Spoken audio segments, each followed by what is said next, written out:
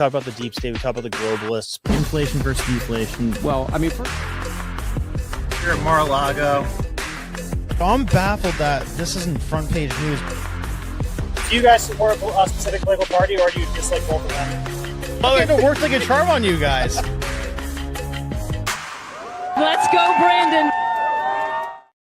What's up? What's up? What's up, everybody? We are here, episode number 41, I believe, here with Cam. At long last. He's been missing for a while. We're going to find out where he was. What's up? So, a lot to talk about. We got the LA mayor rejecting help from Elon Musk, offering to give Starlink to areas that didn't have power because it's Elon Musk, and she doesn't want to take Elon Musk help. We have Trump's crypto coin. I thought his account got hacked last night. I was sitting here with Humberto, and we see a post from Trump that says, "I'm now launching my crypto coin. You can find it on like Moonshot, whatever."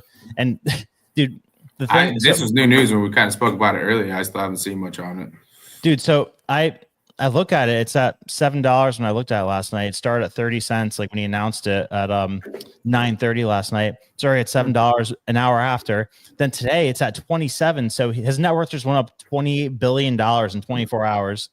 So if you would have invested yesterday, even like $100, you'd be hella up right now. Holy yeah, shit. you'd have like 120,000. That's insane. Yeah, so dude, I was trying to throw $100 in it last night because I still felt like a sucker throwing money in at $7, but I mean, it wouldn't even let me do it, like, because the thing was like so overcharged with, I guess, people jumping on and stuff. Like everybody just buying and buying up at the same time. And the banks do this really shitty thing where they, like, I guess they have this thing in place where they make it difficult for you to move money from your bank account to your crypto account because they're trying to stop money from going to crypto accounts. Yeah, real dirty stuff. So we have that. We're going to talk a little bit about so TikTok went dark tonight at 8:30 apparently. I know you're a big consumer. Did you notice that? So I got the little message. It's saying that it said that as of January 19th. So still, I don't know if it's there right now already. I've been hearing people say that their feeds are going dark.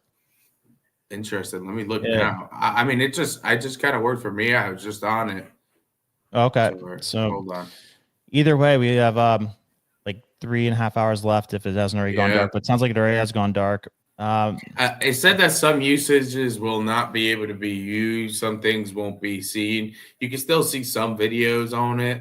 I think you can still see the content you've posted yourself, but I don't think you're going to be getting updated news feed. That's what it had said. Yeah. So what's up, everybody in the chat? So a lot of questions to ask you guys.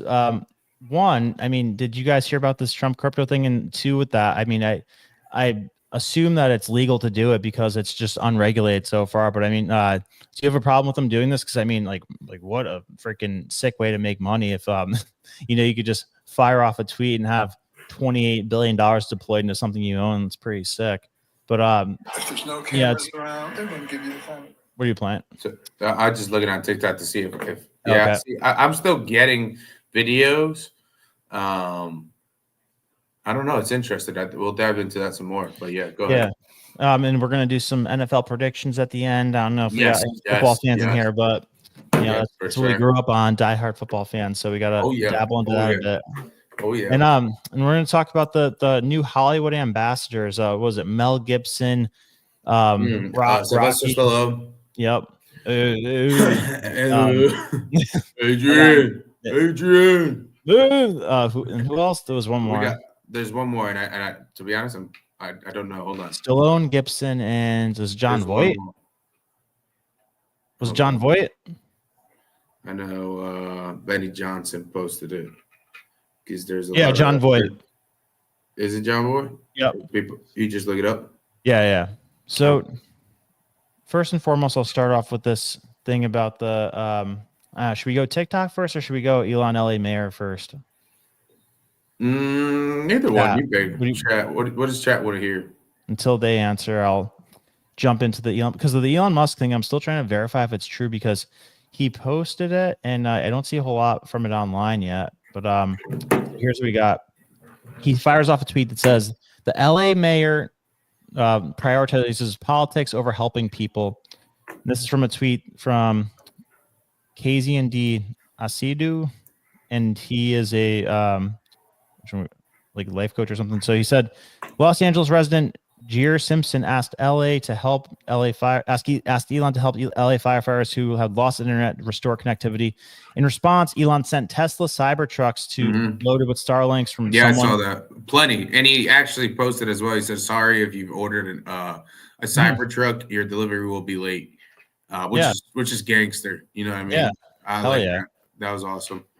So he said someone from LA Mayor Karen Bass's office heard about this and called Jeer asking for help too. After she caught wind, Karen refused to help because she was not interested in solving this problem if Elon Musk was involved. So this is from that person, Jeer. I know some of you don't like Elon Musk, but I'm beyond inspired by his ability to make things happen. He gets things done. He makes the impossible possible. Let me share a story from personal experience that unfolded yesterday involving the mayor's office and the Starlink team. So here's what happened yesterday. Fires were raging up in Mandeville Canyon, which is a complete cellular dead zone. Fire teams were having an impossible time coordinating strategically. They were asking residents to disable Wi-Fi passwords and so they could jump on their networks to communicate. Eventually, though, power had to be cut, which not only shut down Wi-Fi, but also eliminated any chance of cell signal. I reached out to Elon Musk asking if we could get Starlink and some car chargers sent to Mandeville and to Sunset so firefighters could take them up the canyon. The Starlink team was extremely responsive and got the equipment up there extremely fast. Minutes later, we heard from the LAFD that they were back in communication. 3 hours later, but that wasn't the end of it. 3 hours later, someone from the mayor's office, Karen Bass, reached out to me, a mid-30s male who will remain anonymous. I asked if I could connect the Starlink team with the mayor's office. He explained that the LA is plagued with communication blind spots, especially in areas like the canyon where our kids' school is, and as well as Topanga and Malibu. I told him that Elon already tried to get in touch with the mayor, but she wasn't picking up the phone. He assured me it must be miscommunication and said that the city would definitely want to solve the issue. He promised to get back to me once he had the green light from the mayor. 2 hours later, he called back, shocked. I was right. The mayor's office is not interested in solving this problem if it involved Elon Musk. He agreed to call the LAFD for me and get me a list of blind spots in LA County. And here's the incredible part. I passed those blind spots to the Starlink team, and today Elon sent, wait for it. I passed those blind spots to Starlink. Yep. And then Elon sent enough Cybertrucks equipped with powerful Starlink satellites to set up a communications grid covering every single cell blind spot in LA County. Why this matters? Elon Musk just gets things done. He doesn't let excuses or obstacles get in the way. While our government lets us down, Elon and the Starlink team stepped in and made it happen. I am personally grateful as our house was affected. This experience inspired me not only to let anything stand in my way when I'm working to do something good. I'll definitely be a Starlink customer for life. Thank you for indulging me. And thank you for all the prayers. I'd like to keep the city's worker. Yep. So the worker, I won't say his name, and particularly Lauren Dreyer, and the most importantly, LAFD and the international firefighting team for working it all out. So there you have it. I mean, that's like I think this lady should face like freaking legal action at this point for what she's doing. Like, this is crazy, dude. And there's like nobody really talking about this yet. This is just a citizen. So I'm interested to see if anything more comes of that, because I feel like he would have, if that is legit. I'm not saying it's not, it could be. Well, Elon retweeted it. Well, yeah, okay, that's what I was gonna say. I would like to see what Elon does if he posts anything about it or says anything about it. Well, I mean, the fact that he retweeted it is like an endorsement of it being true. I'm saying, yeah, that's fair. Yeah, that's nuts. I don't know. What's up, Steph? Go, keep going. What's up, Steve? No, I'm trying to think of why they wouldn't. I mean, partially that could be right in line with how you've been saying, is that you don't think that they actually want to rebuild. You know what I mean? Properly, they want to use that space for other things, their future city or whatever. And some people are still now saying even those trains they want to build. Well, the lady seems like a certified psychopath, though. Like, I mean, have you heard about what her history is yet? No. To be honest, no. She's like a straight up communist. Like, she was part of this group that was like Castro supporter. She went to Cuba like over 10 times when she was young, and she like mourned his death and was like a big advocate for socialist things and a big like Castro lover. It? Yeah. No, like this is like an open thing. I said it to the media. What? That she said that to the media? No, it's like it's a documented thing that she was a communist. That's insane. And yet she's the mayor. Yeah.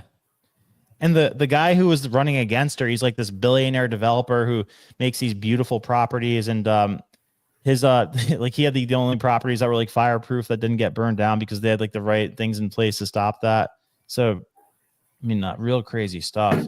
Yeah, there's actually a couple interesting things on there. There's a couple buildings that just didn't get on fire, which I'm kind of curious how the hell some of these houses didn't catch or like even harmed at all.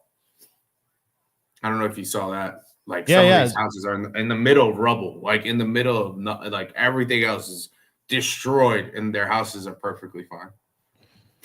Well, I think oh yeah, here's the thing on that. So I think a lot of them, there's some of them that like they took the measures to stop that from happening. Like they what was it? Like there's simple things you could have done, like building your house out of certain materials, and then like they were suggesting to like detach the fence like from being attached to your house, because like that would make something that is flammable be like directly attached to your house. I don't know if they, because there's like this whole story about this one guy who built this house in a way to like protect it from fires, and like that was one of the ones that was like the one standing house in like the middle of rubble.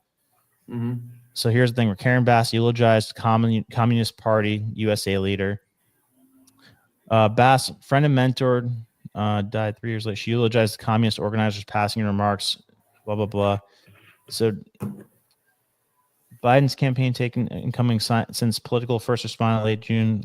She referred to Cuban dictator Fidel Castro as Comandante El Jefe, Commander in chief. Oh, nice. What's this word? Fucking ESL, baby. I don't fucking know. A sobriquet of respect. I've never seen that word before. I don't know, like if you guys could help me out with that, like what the hell? I'm gonna fucking Google what it even fucking I thought matters. we went to a good high school. We went to high school together, like a you got the master's degree. I didn't. Yeah, I guess it didn't serve me well.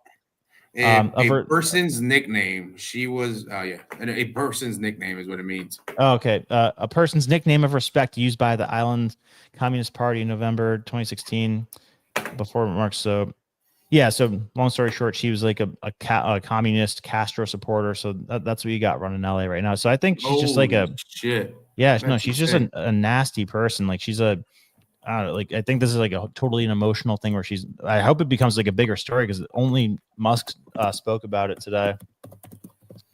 Now, has there been anything on whether the Cybertrucks were successful or not? Do we know anything on that? Based on that Citizen, like they're all the areas are back up and running right now with Wi-Fi. Thanks to that, huh? Interesting. Thanks to Elon. Wow. Yeah.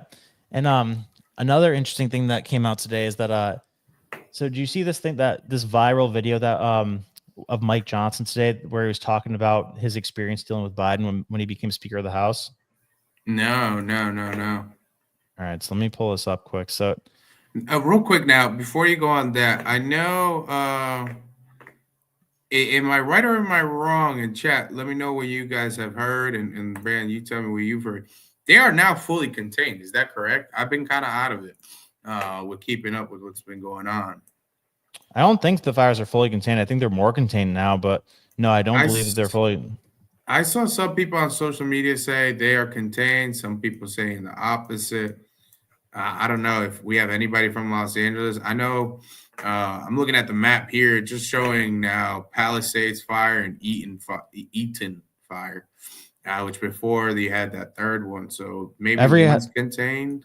Every headline I'm looking at right now says that they're making progress, but I don't see anything that says full containment.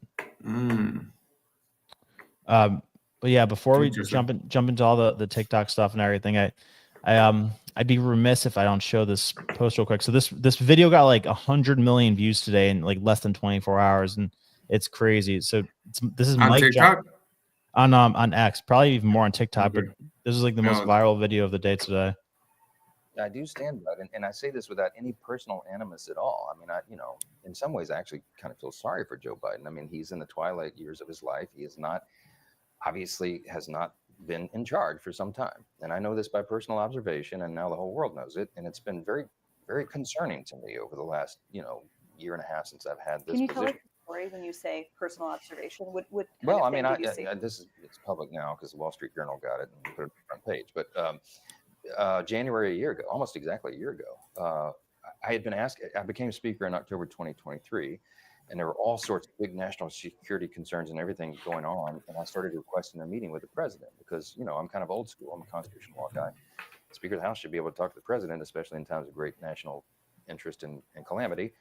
But they wouldn't let me meet with him, and his staff kept giving me excuses. This went on for like 8 or 9 weeks. I'm sorry, Mr. Speaker, he doesn't have time. What are you talking about? I'm second in line of the presidency. He has time. I need to talk to him. We had, I can't say the classified parts, but we had some big national concerns at the time that I was losing sleep over. Finally, I just went to the Hill press corps and I said, the president is not being allowed to meet with the speaker. There's a problem. So they started putting pressure on him. Long story short, they finally relented. They invited me to the White House. I show up and I realize it's actually an ambush because it's not just me and the president. It's also Kamala Harris, Chuck Schumer, Hakeem, the CIA director, everybody. And then, so I walked in the Oval and, I know what this is. They're going to hotbox the speaker on Ukraine funding. That's what it was. This is probably third week of January. We sit down, we're in the midst of it, and the whole conversation, and I'm going, we don't need to have this conversation. The president reaches over just like this. We're sitting right next to the fireplace in the Oval, and he grabs my arm and he says, the speaker and I just need a couple minutes together. Would y'all just leave us alone? And I looked up on the faces of some of the staff standing around the wall, and they're like, oh, no, he did it. So he called it. He's the commander in chief. So everybody leaves, and he and I are standing awkwardly in the middle of the Oval Office, right over the rug by that coffee table. And I said, Mr. President, thanks for the moments. This is very important. I got some big national security things I need to talk to you about that I've heard, and I think and what do we do? But first, real quickly, Mr. President, can I ask you a question? I cannot answer this from my constituents in Louisiana. Sir, why did you pause LNG exports to Europe? Like, I don't understand. Liquefied natural gas is in great demand by our allies. Why would you do that? Because you understand, we just talked about Ukraine. You understand you're fueling Vladimir Putin's war machine because they got to get their gas from him, And he looks at me stunned with this, and he said, I didn't do that. And I said, Mr. President, yes, you did. It was an executive order 3 weeks ago. He goes, no, I didn't do that. And he's arguing with me. I said, Mr. President, respectfully, could I go out here and ask your secretary to print it out? We'll read it together. You definitely did that. And he goes, oh, you talk about natural gas. Yes, sir. He said, no, you misunderstand. He said, what I did is I signed this thing we're gonna conduct a study on the effects of LNG. I said, no, you're not, sir. You paused it. I know. I have the export terminals in my state. I talked to those people this morning. This is doing massive damage to our economy, national security. It occurred to me, Barry, he was not lying to me. He genuinely did not know what he had signed. Well, and I walked out of that meeting that shit, fear and loathing because I thought, we're in serious trouble. Who is running the country? Like, I don't know who put the paper in front of him, but he didn't know. Crazy, right? I mean, it's one of those things where it's like everybody already knew that. Everybody felt that's what was going on, but it's just to reconfirm it now and just have some backing on it is insane. Well, I'm more pissed off at the fact that, like Mike Johnson, like I'm not crazy about the guy because for a lot of reasons, but why is he coming out right now making this big, revelation about this? Like, this is something he should have spoke about that day. This is like when you find out about that, it's like SOS. Okay, like somebody other than the president's running the country right now. He's in like a state of I guess dementia, or he's not in a cognitive state where he could be running the country. They're threatening Biden with the 22nd Amendment when he was about to not step down for Kamala. So, why wasn't Mike Johnson banging the drum about this the second he found out about that? That's a critical part of our, the economy and infrastructure, national security, like exporting liquid natural gas to Europe, and Biden just, thought he was signing something that he thought he was signing a research project. By the way, thank you, Stephanie, for the shout out. She said, Stephanie Lynn says, hi, I also want to say to whoever hater was hating last night, the production quality is just fine. The content is what matters most. That is right.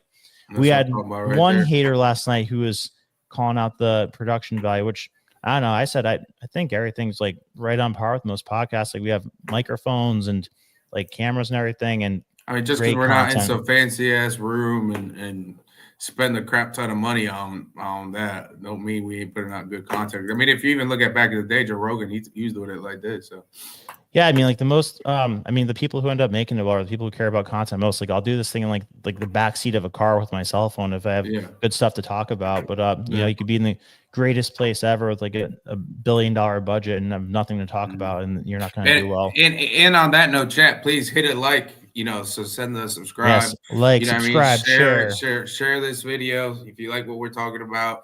If you like to support the channel, please send some likes, send some shares. Get some more people on here. We'd love to hear people's guys. opinions. Are you a fan of Mike Johnson, by the way? Because I mean, he's like, I don't know. I think he's being let off the hook for a lot of things. Because I always talk about the story I heard from Glenn Greenwald, where he, like, his fundamental position that he cared most about, that he talked most about, was how he wanted to repeal the FISA stuff that came with the Patriot Act, where you could, you know, like use the FISA court behind the scenes to spy on people and everything. And he wanted to change that. And like right as he gets into his position as Speaker of the House, the vote for that to extend that program comes up, and he does a full 180 on it. Like within like 1 month of being Speaker of the House, he's like, "Oh yeah, I saw some information where like now I know that I was wrong, and like we have to keep this in place." So, you know, I don't know if that's that whip came down, brother. That whip came down. Or like, did he do some creepy stuff that they threatened him with, or I mean, but I mean, Trump seems to be supporting him, so maybe he's. I don't know. Maybe it's just because like he has a stable situation. He doesn't want to like do another Kevin McCarthy situation right now. But you know, I'm not crazy about Mike Johnson. Are you guys? I feel like it's still wishy-washy. I mean, all politics also are all snakes, right? Snakes in the grass. So who knows? But I'm actually interested to see how he does and what he does while Trump is in there. Yeah. So speaking of Trump comes out and says he's going to delay the TikTok ban. So the hottest topic of the week. So this article's from, I know, everybody's freaking out about this. Like I know girls that are like going into depression over it. So this article says TikTok ban. Trump suggests he'll delay ban. Here's everything we know. This came out today from Forbes. So Trump signaled he would most likely issue a 90-day extension on the TikTok ban, saying an announcement would probably come on Monday, though he did not definitively say whether he would do so or not. And this is a whole timeline of going back with all that. Don't need to look at that. Will Biden stop the TikTok ban? It doesn't appear so. Multiple outlets reported Thursday the Biden administration did not plan on taking action. Can Trump stop TikTok from getting banned? Unclear. Trump, who is opposed to banning TikTok despite once pushing for a ban, takes office, blah, blah, blah. He can't see it takes office after the deadline, so he can't stop the law from taking effect. Once he enters the White House, he's reportedly considering suspending the ban via an executive order for 2 or 3 months. But it's unclear what impact. So my understanding of that 2-3 months is all he's doing is he can't unban it because it already was passed. Yeah. But what he's going to do is allow a 2 to 3 months, so 60 to 90 day extension on the buyout. Right. So if there is a 2 to 3 month extension buyout, so he's giving the option so an American can buy it. If that does happen, then they have to continue. They have to start operating here again, so its value doesn't just plummet. So essentially, by him doing that, it's allowing a fair game.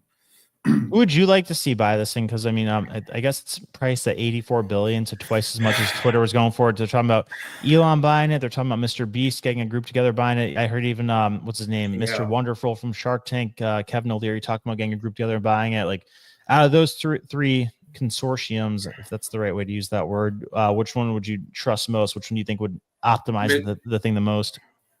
I'll give you in order. One, Mr. Wonderful and his team. I think he's come around in a great way, and I really did like the way he kind of talked about it and wanting to do it.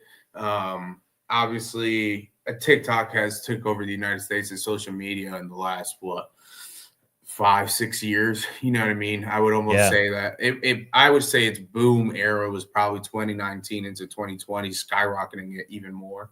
Yeah. Before it was kind of like, oh, do you have TikTok? Nah, but a lot of people would say no, right? Mr. Wonderful, though, I would like to see it. I wouldn't like to see Elon just fair game the social media. I don't want it to become a monopoly. just one person having so much control over social media. I just think that'd be fair play. You know what I mean? He gets a hold of TikTok and now Twitter. You're up there. You know what I mean?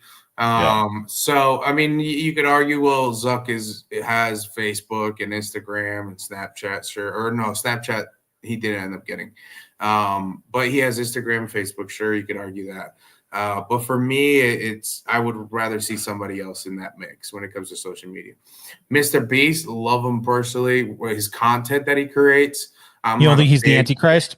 No, I mean, no, that's stupid. But he has too much controversy rolling around him, and the controversy that has been, I think it's better for him to just stick with his videos. I don't know who his inner circle would be and who his group of billionaires would be. So I think, see right there, that's what I'm talking about right there. It doubled from 2019 and 2020 almost. Just shy of doubling, but I think kicking pretty strong. Oh yeah, it's slightly still more and more increasing, right? Yeah, slowly increasing every year. I mean, like I said, I think really, really who I would like to see it take it away would be Mr. Wonderful. That's the only really people I see. Elon again. If it comes down to it and Elon grabs it, I'm not going to be mad. I'd be okay with it. Do you think he would integrate it with X and like make it one app? Because I imagine that's what he would do, because he's talked about the notion of a everything app called X since like when he created PayPal, in the sense of like his first. Oh yeah, like that's been so one-stop shop type deal. That would be interesting. He wants every single thing you need to be on X. So allegedly, what I heard, this was a couple months back, was that actually the TikTok shop allegedly was giving Amazon some run for its money on stuff. Now, I mean, of course, Amazon's Amazon, and what they produce is next level and at your door next day, whatever. But Elon, allegedly, TikTok store was giving him a bit of a run for its money. Really? Even Facebook Marketplace is pretty big too, so I wonder if that takes away market share from X. I think that's just more small stuff. I don't think it's like that's used. What I'm talking about, like brand new stuff. Well, from what I've heard, and I remember I saw this a couple months back, was that TikTok shop was actually putting a nice little fight in there.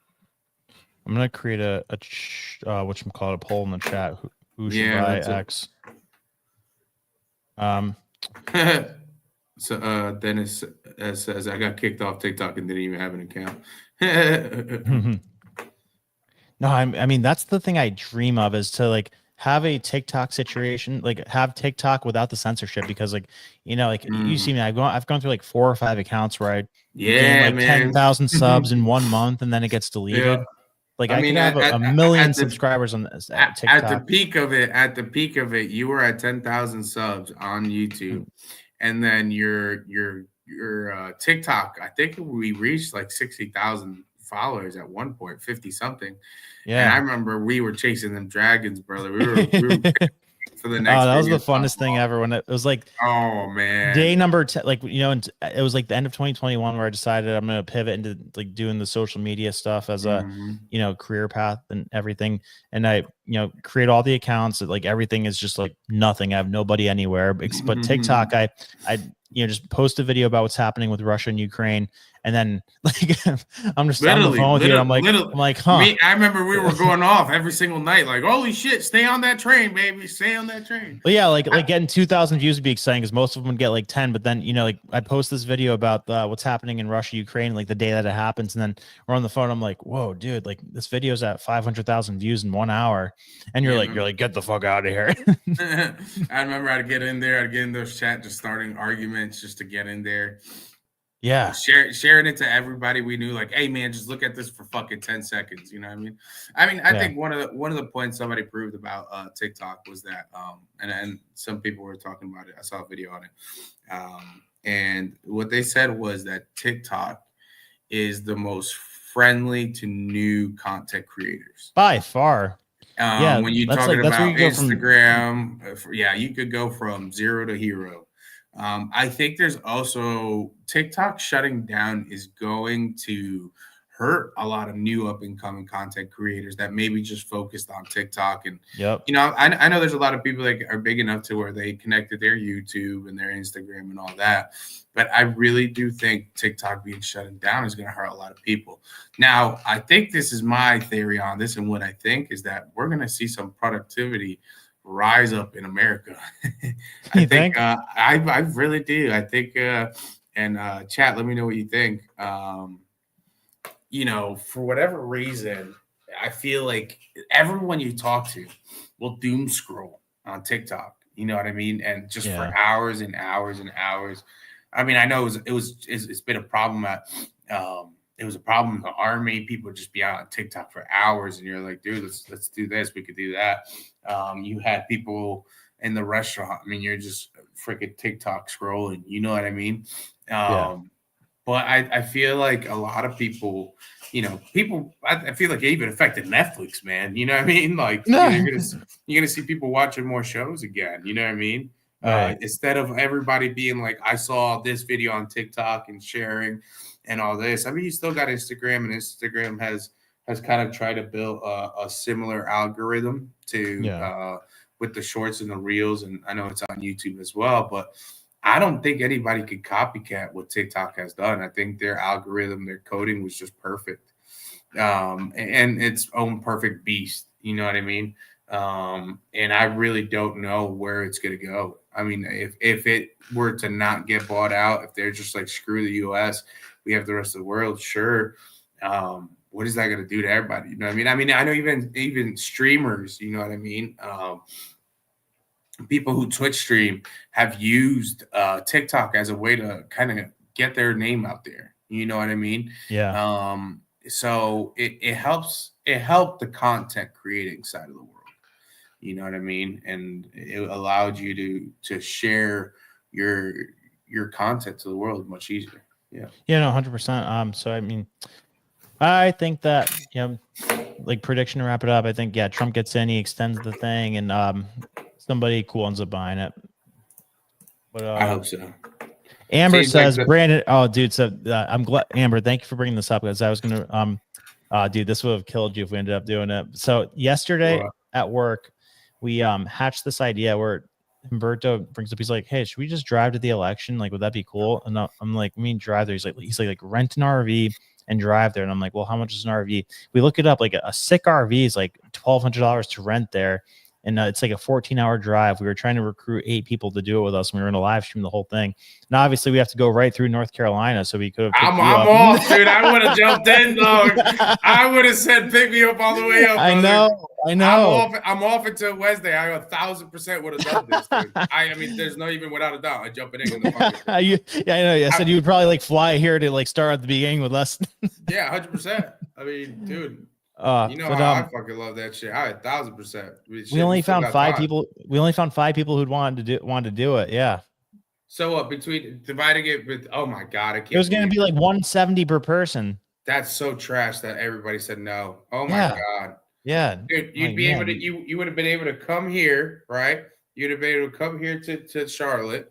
Yeah. In North Carolina, meet me there. You know what I mean? And then we could have gone from Charlotte, NC, straight up, gone through Virginia, and just been right there. Oh, dude! It would have been so cool. Oh my god, I can't even believe you're just down. Oh, I would have been so down. No, it would have been like a 72-hour live stream. Oh my god, that's a fucking dream. I know. Like, the funnest thing we've ever done in life is a cross-country trip. I would have had to have brought her. Yeah, why not? Oh my god, dude. Oh, why? Dude, we can still do like a mini-van. I'm down. Well, Humberto had a trip to Orlando that he ended up going through. He was going to cancel the trip to Orlando to do this, but we only had 5 people say yes instead of 8. So he's gone now. I know. Let's run through some chats. I'm down to do something, me and you, brother. Denise says, really never posted anything. Just made a quick video to see a video that my daughter sent me. Next time I got to see the next video, she texted me and was kicked off. I know. Yeah, they kicked so many people off. But yeah, dude, I know. It's like, those are the funnest trips. Like, I would prefer a cross country trip to vacation anytime. You know, like, come on. We're a testament of it, baby. Come on. Now. Yeah. We're a testament of it. We're a testament of it. We've done it. That was the most We've fun done we've it. ever had in our life when we went from, what was it, Connecticut to New York to Pennsylvania We to went Ohio to Connecticut, Indiana. Pennsylvania. Yeah, I went Ohio. Hold on. No. Ohio, Indiana. Yeah. Hold on. I have. Oh man. Well, you're that was looking up a map. Yeah. Hold on. So we went Connecticut straight to Penn State. Then from Penn State, we drove to Cleveland, Ohio, where we had that pastrami sandwich. And I know, then went to the bar. We walked around. Then from Cleveland, we ended up doing Chicago, right? Yep. We So did Chicago. Are you seeing this map on the screen right now? No, I'm looking at my phone. Oh, so I have a map up. Yeah. Yeah. We went that. a little bit up here. No. Go to the right. We went to the top of Ohio. Right. Then we went to Cleveland, right, which is a little to your right. Then we stopped right there in Chicago. We had that deep dish pizza. Yeah, we went to Notre Dame. We went to Notre Dame. Yeah, Notre Dame. Yep. After that, we went to Notre Dame. Or Then we might have gone Chicago. Ohio, Notre Dame, up to Detroit. I mean, to Chicago. Yeah, we definitely did that because it would make sense. We did that. Yes, we thought about going to Michigan, and we did the big house. Yeah. Yeah. We thought about going to Michigan, Missouri, Kansas. Kansas was wild. Kansas was insane. But at that point, when we got to Kansas, we were burnt out. We definitely hit burnout. We had been in this tight ass car for a little bit too long, and we just kind of hit that point where I was like, "You want to get food?" You're like, "I just want to see it." And I was like, "All right, let's go to the highest point. Let's see fucking Kansas, to Kansas City, and then just fucking drive down." And then I remember driving down, and I was like, "Yo, we're passing Oklahoma City." And you're like, "Who cares? Just go fucking home." Yeah. Well, that's how you know it was like an amazing trip, though, because like we were both in like a terrible mood the whole time. It was uncomfortable. We like slept in a truck yard. Every other day. So just so chat knows, and so this is, I recommend this to everybody, chat. Okay, I've done this multiple times, and some people I think limit themselves to what they could do and money wise. But I mean, growing up as an immigrant, my family and us, we had to make the most out of what little we had. And I did this with Brandon at that time. I was just a cook at a restaurant. I wasn't making too much. And, I got a car accident. But so what we did was, and I told Brandon from the get-go, I said, all right, this is how I travel. This is how I do. And to extend our dollar every other day, we stayed at an Airbnb or a hotel. And I think every single time we ended up being at a hotel. But the days in between, we slept in the car. We slept in the car at a Home Depot or at a Walmart, and then we would go visit a new city. We stopped at an LA Fit. We had the LA Fitnesses, and that's where we would shower. Yeah. No, because we stayed at a place like one night. It took us like 3 days to do the thing. We stayed at the place in Ohio State that was like the cool Ohio State hotel. Yeah. And then the first night we slept in like a Walmart parking lot outside of Penn State. Yes. And then the second night slept at Ohio State in like an actual nice place. And then third night we slept in like the fucking like the truck driver parking lot. Yeah. Where we like both like had like a fucking like weapon in our hand when we were sleeping. But we got to see a lot. We got to eat. No, it was like the coolest thing ever. Yeah, it was like, great. It was great. Super uncomfortable, like and irritating while doing it, but like the most nostalgic thing ever. Oh, 100%. I would do it 100 times over again. Yeah. But yeah. All right. So moving on, this Trump crypto thing, dude, crazy. So I don't know how this is legal. I guess it's legal because there's not a lot of regulation around it yet. But I mean, the dude just made $28 billion in 24 hours. And if you don't know what his net worth, like, what would you guess his net worth is like before this thing happens? What's that? What would you have guessed Trump's net worth is before he launches this crypto coin? I'd probably guess around a good 2 to 5 billion. Yes, I mean it was like 2 billion, and then when he went public with, it must have been so annoying for the freaking people remember when they were trying to claim Trump Tower as like repossessed or something because they were saying he wasn't paying the bond for the money or whatever. So like that same week, Truth Social, the media company that owns that, goes public, and his net worth goes up by $3 billion from the IPO from that. So so he's immediately able to use that as collateral instead of having to do anything with Trump Tower. And then now this thing, he posts this tweet last night. Like, I literally thought his account got hacked. From the real Donald Trump, my new official meme is here. It's time to celebrate everything we stand for. Winning. Join my very special community to get your Trump now. Blah, blah, blah. Get trumpmemes.memes.com. So let's see if we can see the price of this thing. So the price of this was like 30 cents when it launched. And now the price is at like $30 in one day. So I think it's really interesting. I don't know. Well, Axios is so mad. Trump launches meme coin, apparently makes more than 25 billion overnight.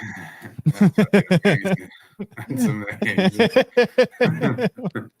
And I think that obviously the initial thought when you see something like this is like, well, that can't be legal. But I think it's just like such uncharted waters that there's no laws or regulation around this yet. Yeah. I don't know. I'm interested. Like, believe me, there will be.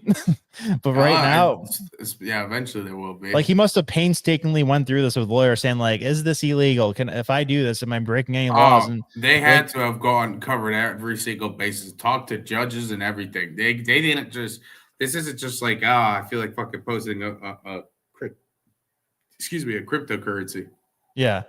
But, and I mean, like, imagine how furious other politicians must be with this, because politicians are the most money hungry, sleazy people. Like, they'll sell out their sister to you to raise a buck type of people in the world.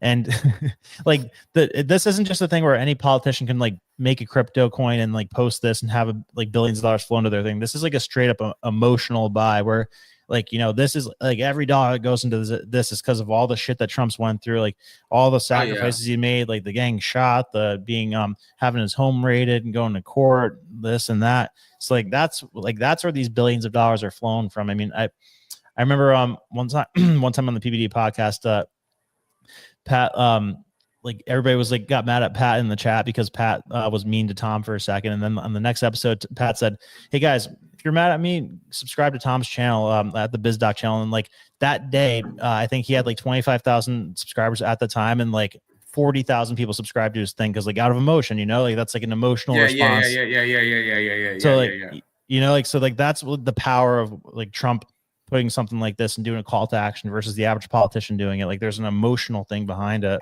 Yeah. I don't know. It's gonna be.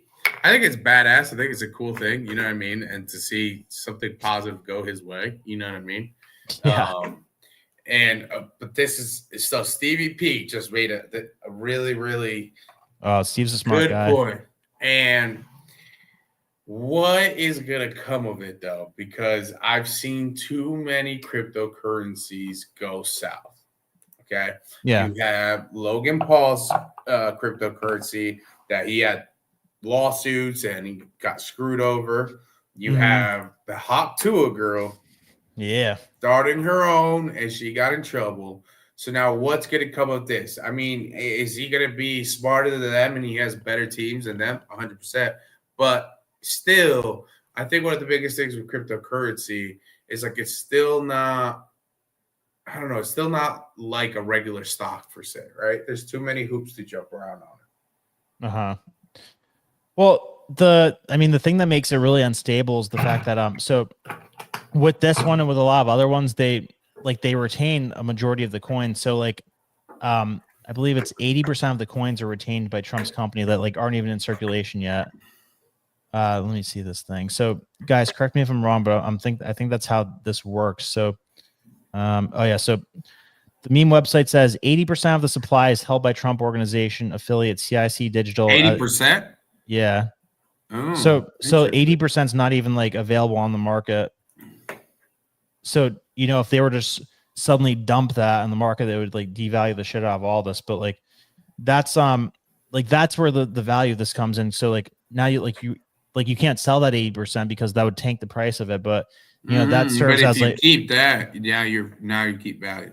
Well, it serves as collateral, like now you have like something that's worth $28 billion or 80% of $30 billion. And, you could use that as collateral to take out loans and buy more real estate. It's like if you own a real estate development company, this is fucking sick for you. Like this is like a collateral asset that you could like just buy a shit ton of new land with and develop.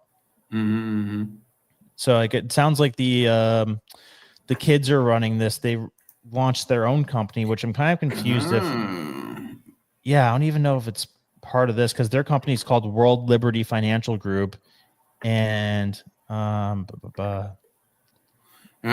Steve P just made a really interesting. I'm still cryptocurrency to me. I'm still an infant when it comes to it, and I've always wondered how that's interesting. That's how Bitcoin works. It's released slowly as people unlock the levels. That's what mining is, trying to guess the next number to unlock the next round of coins. Oh, interesting.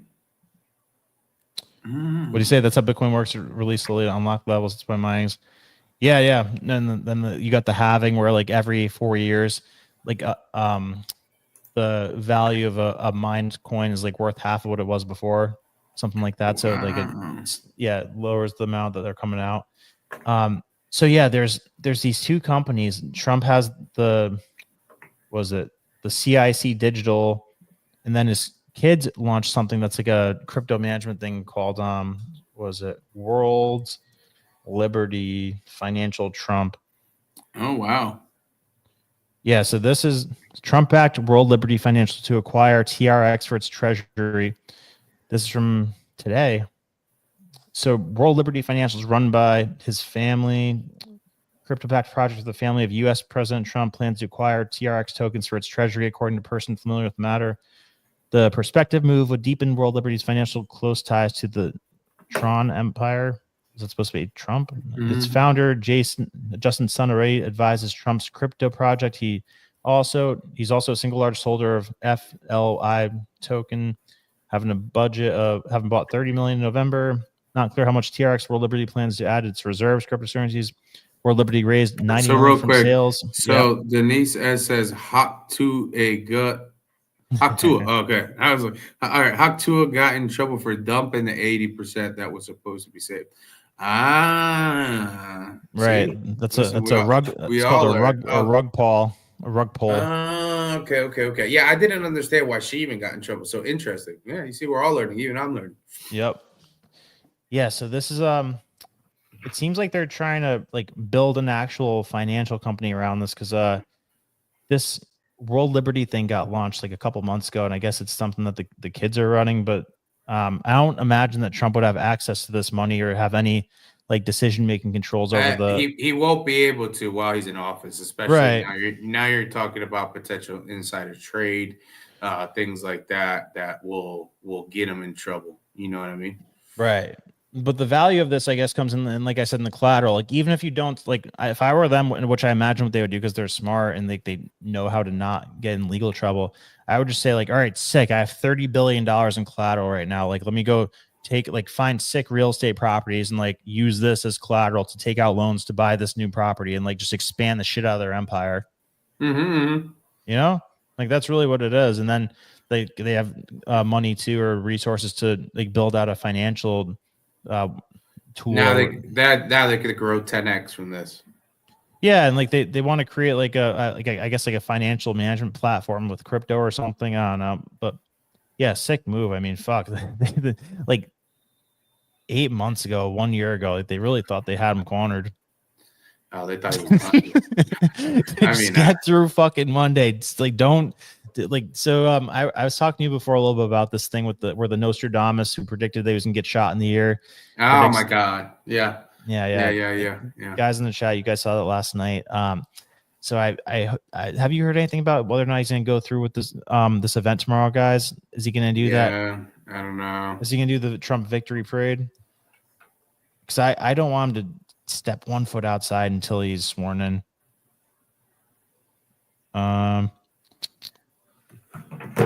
Yeah, I'm not Trump inauguration live updates.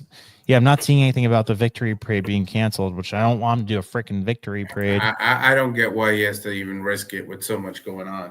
We're right there, right at the finish line. Don't even get me started. Did I show you more the, days? Did I show you the video of? I didn't show you the video of the guy who.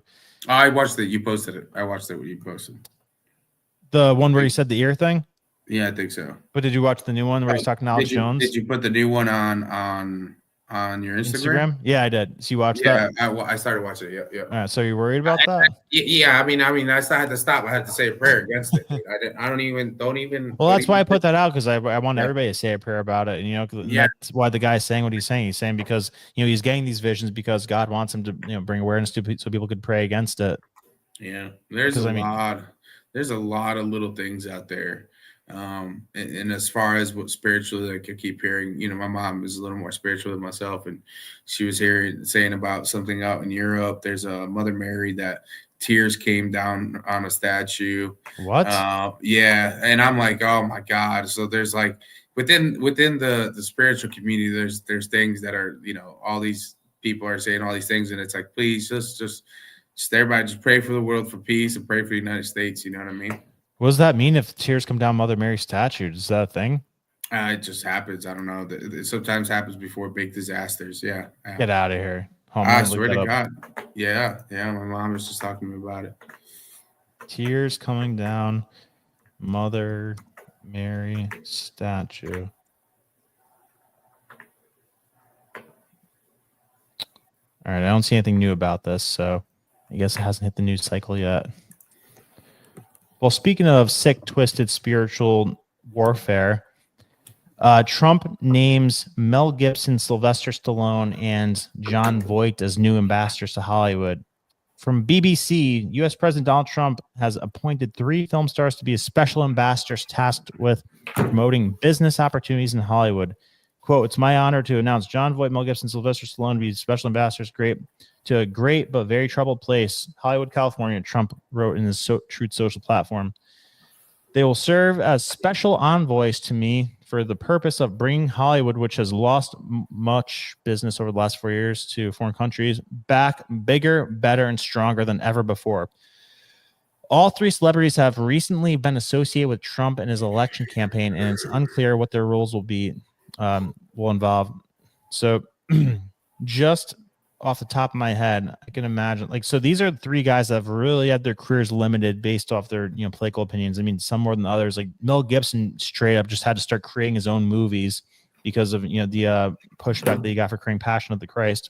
And I didn't realize until the Rogan interview, how censored that movie was when it came out. They wouldn't even put it in movie theaters, and it still ended up being a huge hit. It was selected movie theaters, and they tried so hard to shut it down. And there's a lot of. Did you watch it? Yeah, 100%. The first time I watched it, I was in tears. It is really. It is insanely intense. I cried like I was. Wow. I had watched it. I haven't seen it.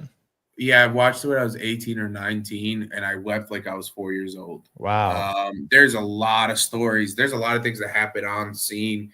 A lot of things happen to the crew, some positive, some negative. There's a lot in there. Yeah, struck by lightning and stuff. Yes, things like that. Yeah. There were stories of people, they said what a guy had some serial killer or serial something. Some guy was at the movie theaters, and he went straight in after watching that movie, and he turned himself in. The conversions that happened from Passion of the Christ was astronomical. It was big. And that came out, I want to say 2001, 2002.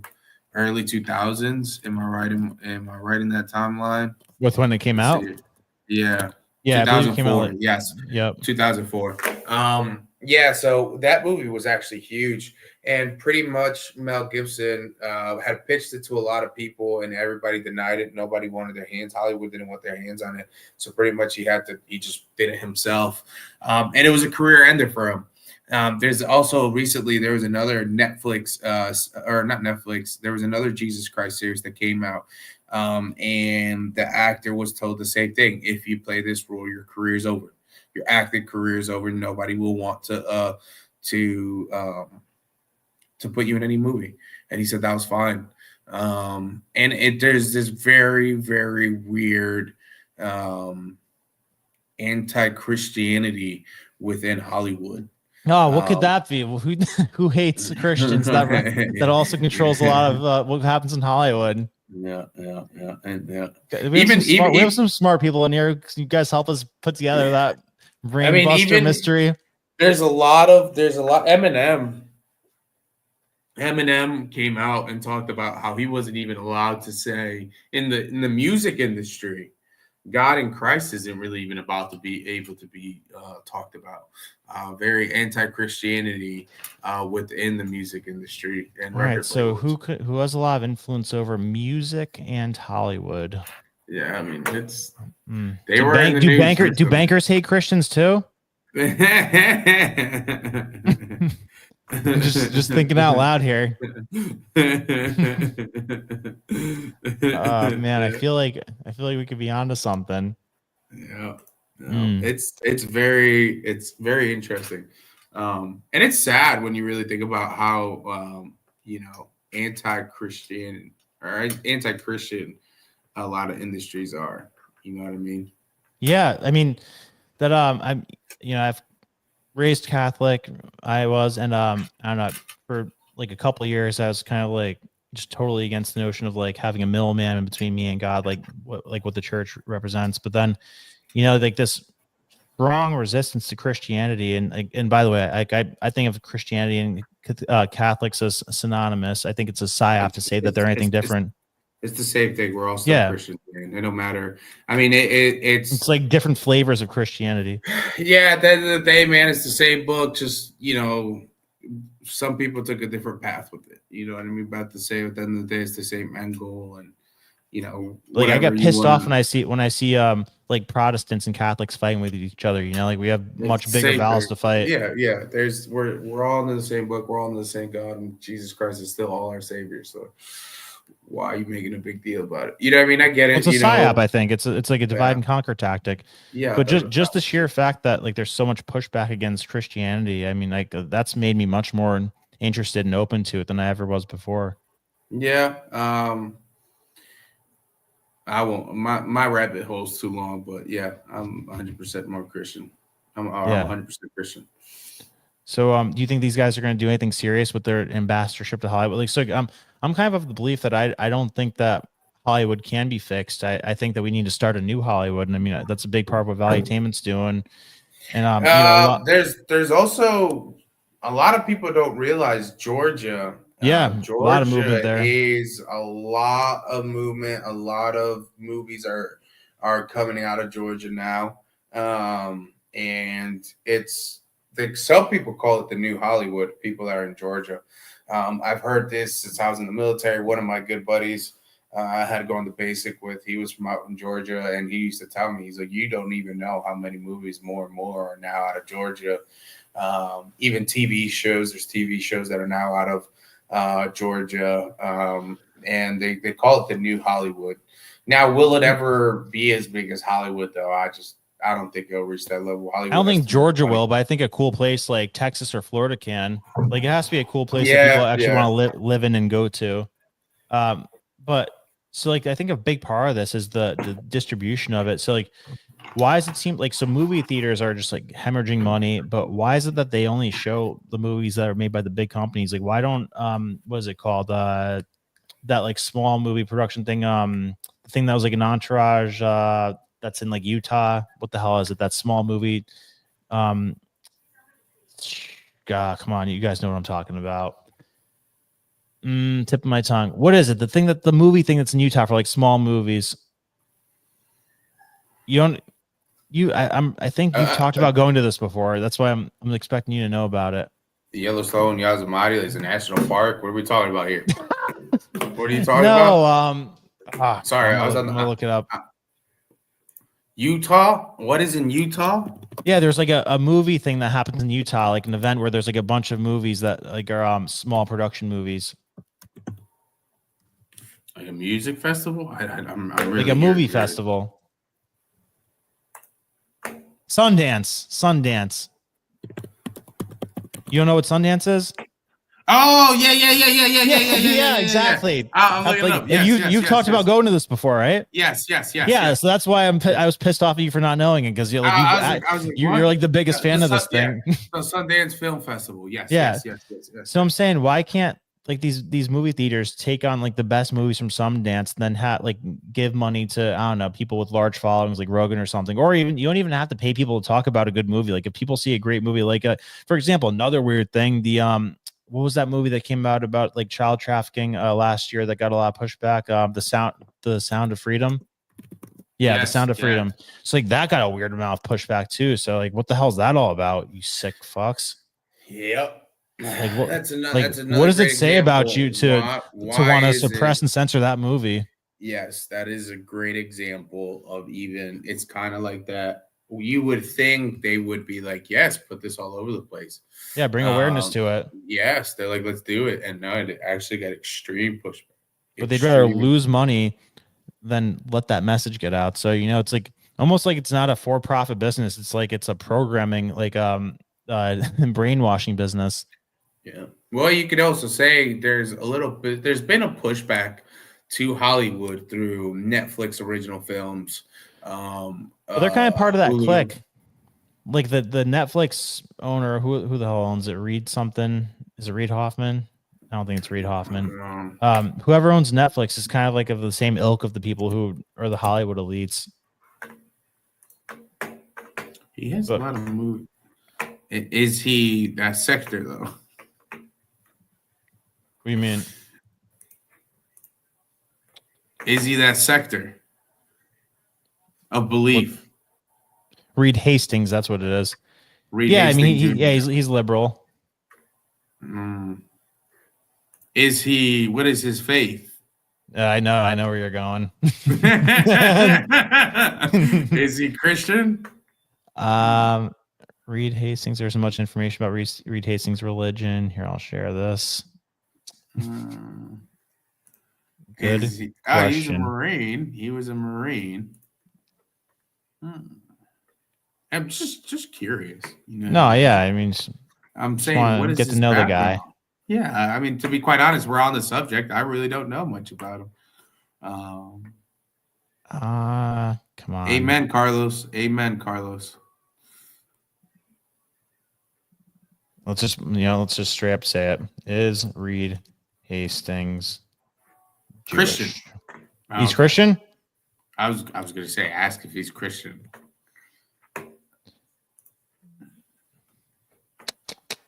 I'll ask Grok.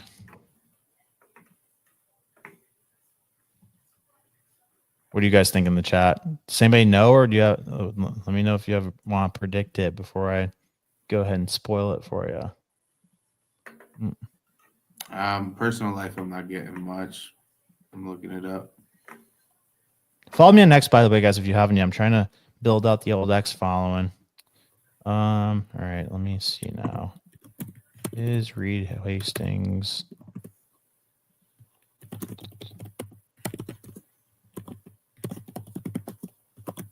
I also wouldn't be surprised if it's like he is a Christian. Really? Oh no! Hold on. There is no information about whether Red Hastings is Christian, but he is an American billionaire, businessman, and that's literally what I was about to say. I wouldn't be surprised if he's also not one to be public for what he is. Let's see what his parents are. We'll go all the way back. We'll go all the way up the fucking family tree. And we'll get Hulu next. Reed Hastings is born to Wilmot Reed Hastings. While the public information, their professional and social backgrounds, there's no explicit mention of historically refers to. Wow, them too. Is there any information about the religion of anybody in his family?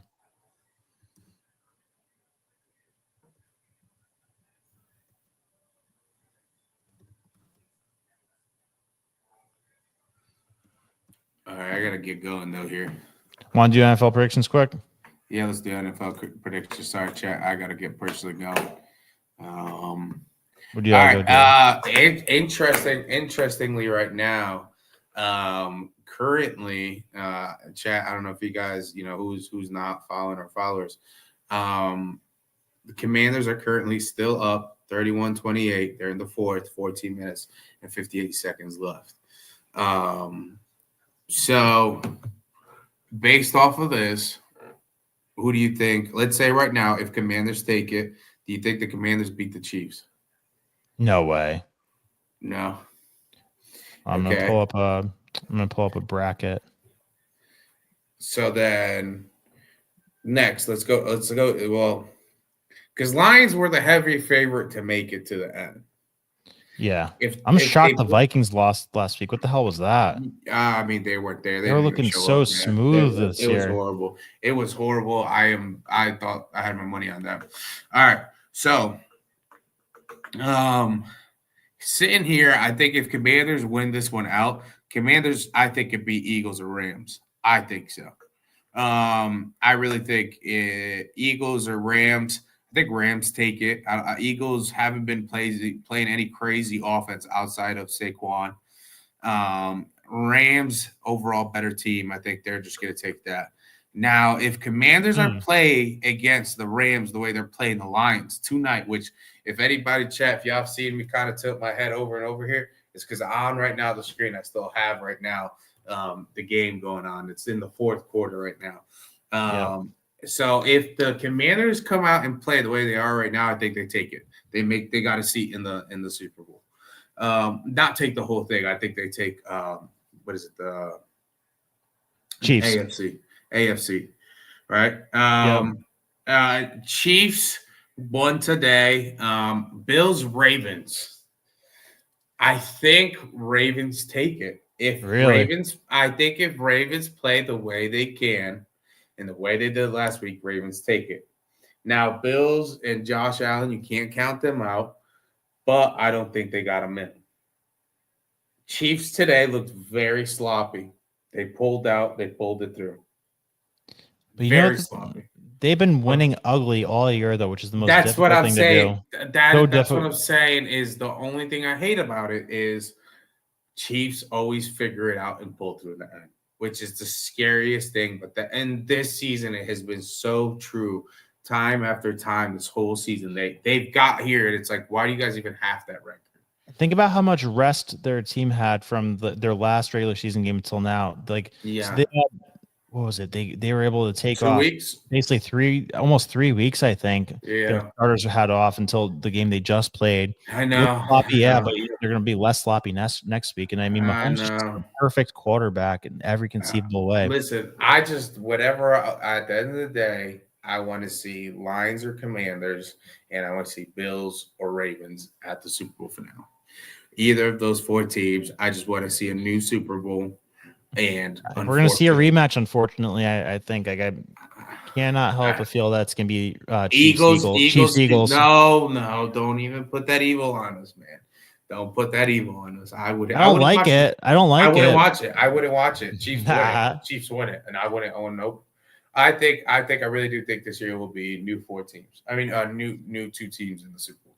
I mean, that's a nice hope, but dude, Mahomes just has Josh Allen's number. He obviously has Lamar Jackson's number. The Chiefs are in the Super Bowl. Lock it in 100%. The NFC is a little bit more interesting. Whoa, the Redskins just scored again.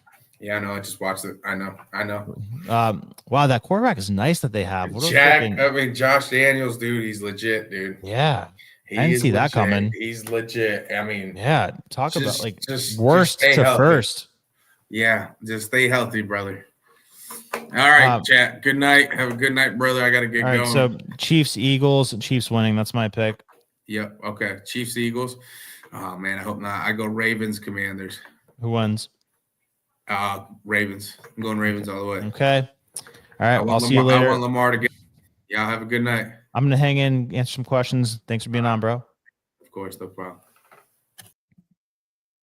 All right, chat. Now it's just you and me, and we can get to the real mysteries of the universe. So let me run through any interesting, crazy questions. People find me uninteresting because I can't converse bread and circus with them. Yeah, well, I mean, I feel you on that, Avner. So the thing is, it's just like, you're hear of how they teach, they make you play golf in business classes. That's the thing. So in college, in business classes, they'll literally take you to the golf course and make you get good at golf, because even though it's got nothing to do with business. It's about networking and creating relationships. Like you just have to be able to kind of smoothly slide into conversation, just talk about, what happened with the, Chiefs Bills game or whatever last week. Because the vast majority of people love sports, and I'm right there with you. Like right now, there's so many more important things going on than sports. But like I grew up on sports, I freaking love them. I like football is my obsession for the longest time. Has taken a back seat over the last few years because we're in like do or die time. But it's something that the vast majority of people love. It's like always a trending topic, even when crazy political or financial things are happening. Sports are still trending. So I think you do yourself well to try to make yourself get a little bit interested in it. And the best way to do that is to probably join a fantasy football league. Like if you're interested in being able to converse about bread and circus with people, like I don't know if you're saying it just as a matter of fact, like I'm not going to give it the time of day. I don't want to be able to do that. I don't respect people who do that. That's one school of thought. But another school of thought is it's an important life skill. Think of it as a life skill to be able to talk sports with people. Just same way like there's certain things you talk to girls about that you have to be able to talk well about. You have to be able to speak well about sports with guys because a lot of guys like sports, right? So if you want to get good at talking about football, join a fantasy football league, put some money on the line so you care about it, and then you'll know who's doing what, who has a good team, who's scoring a lot, who's crushing it this year. That's the best way to do a crash course in bread and circus if you want to do that. Good night, Dylan. Thank you for always joining. Love you, day one guy. LMG says, wish I could help. Denise says, good night. Good night, Denise. Thank you. I know. Texas woman, fantasy football. So I'm talking about. If you're from Texas, I know you like football. Steve says, yeah, I probably should. Everyone have a great night. Won't be here tomorrow, but see y'all Monday. All right. Thanks, Steve. Love you. Thank you for always being with us. Stay safe. Good luck with your snow plowing. While I'm answering some of these questions, guys, tell me what you want to talk about, what I haven't covered yet. If there's anything out there that you want to, think of it like a Q&A. Nuffy20 says, Brandon, what do you think of that 100-year-old Russian book about the last president? 100-year-old Russian book about the last president. What do you mean by that? Let me type that in. 100-year-old Russian book about the last president. Oh, Ingersoll Lockwood. Here's what you're talking about.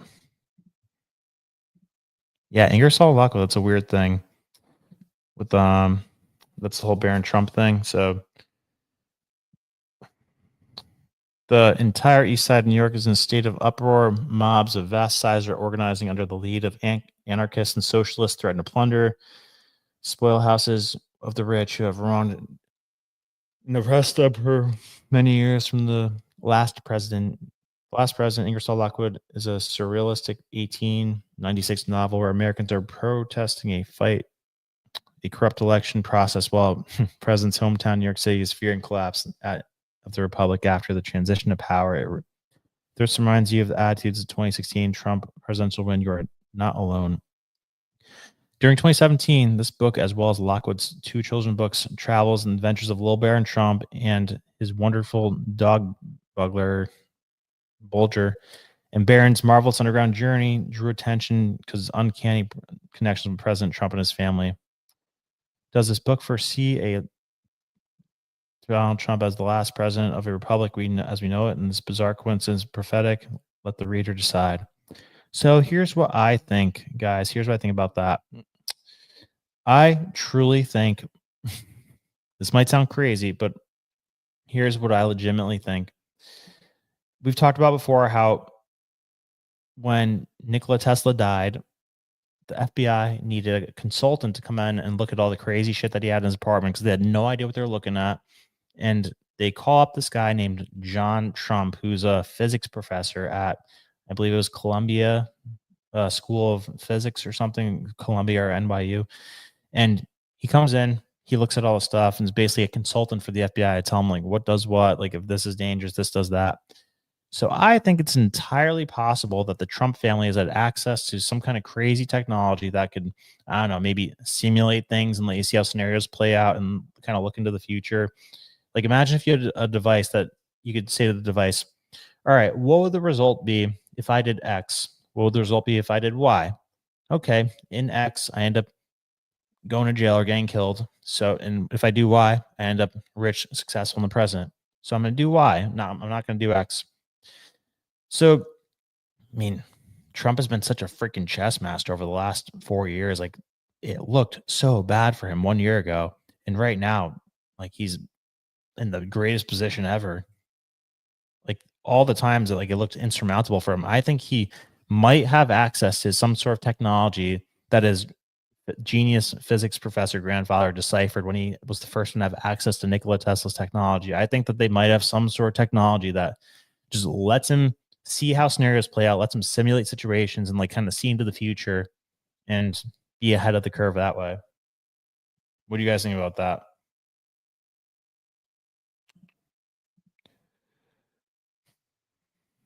Do you think I am crazy? Mm-mm. Yeah, I like fishing too. I like hunting. Thank you, Steve.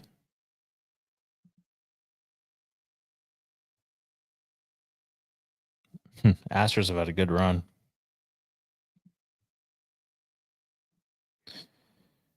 What do you guys think? You think my theory is crazy? Am I onto something with because I mean you guys have heard that before, right? That Trump's uncle was the one who the FBI called to help them understand what they found in Nikola Tesla's apartment, all of his inventions that he was working on. So you had to look at all those files first. And like if you're one of the top echelon people of understanding physics and the things that Tesla would be working on in the world and like get to see what he's working on, then like something like click in your head, where you're like, oh, I know how to build this. I know how to expand upon that. Thank you, Nafi.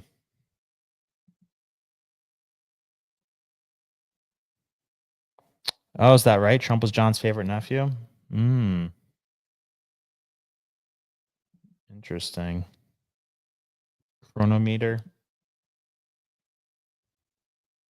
Exactly, Texas woman. He had access to Nikola Tesla's paperwork. Yeah, and the kid on the book looks like Baron Trump. Has anybody gone down that rabbit hole yet of like who Ingersoll Locke? Oh wait, that's an alias for the guy. That's even weirder too. That like, do we know who actually wrote those books, or did the guy just write with an alias and we don't know his true identity? Let's see. Let me look it up on the spot.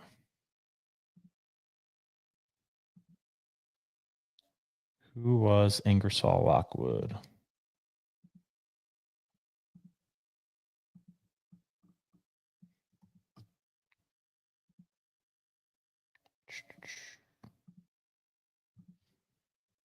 Who is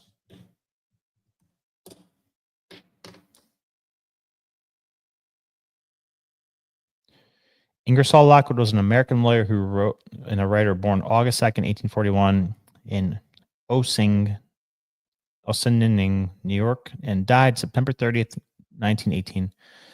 He's known for his works in children's literature, particularly his Baron Trump series, which includes Travelers and Adventures of Little Baron Trump and his wonderful dog, Bulger. 1890, it was written.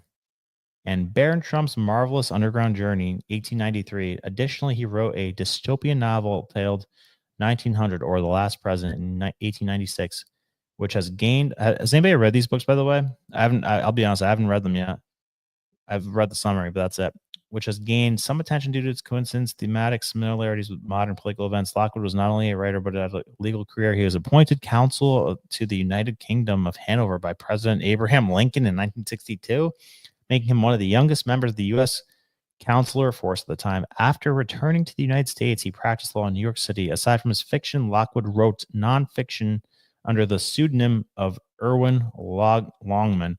His works reflect a fascination with speculative and futuristic themes, which were quite visionary for the time. Interest in Lockwood's work have seen a resurgence in recent years, particularly with the Baron Trump novels, due to the naming coincidence with Donald Trump's youngest son, Barron Trump, and the thematic parallels in the last president with modern political scenarios. So maybe he was a guy like our buddy Brandon Biggs over there who was having the visions of everything. I mean, I don't know. What give a summary of these books. Hopefully, it doesn't give a long ass summary.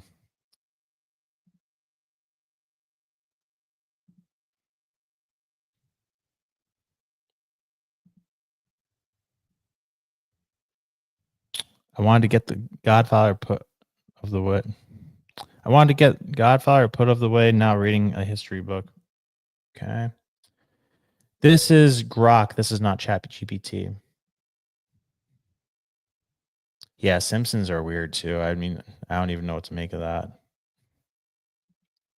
I mean, hopefully the Simpsons aren't always. I think somebody showed that they're not always true because I mean, hopefully they're not because they do have them getting shot in one episode, I believe.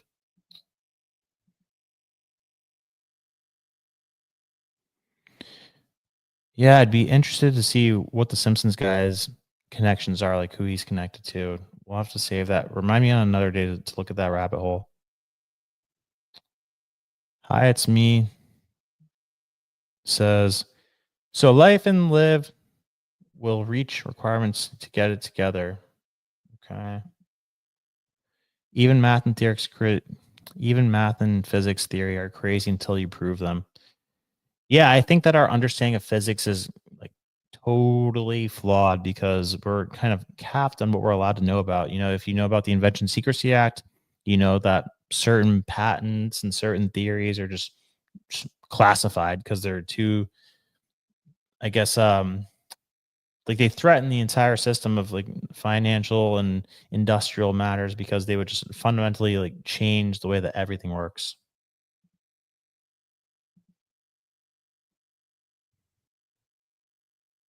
It's like we send a robot we developed tomorrow, but he arrived yesterday. And that's some philosophical shit right there. Every theory is crazy until you prove it. I know.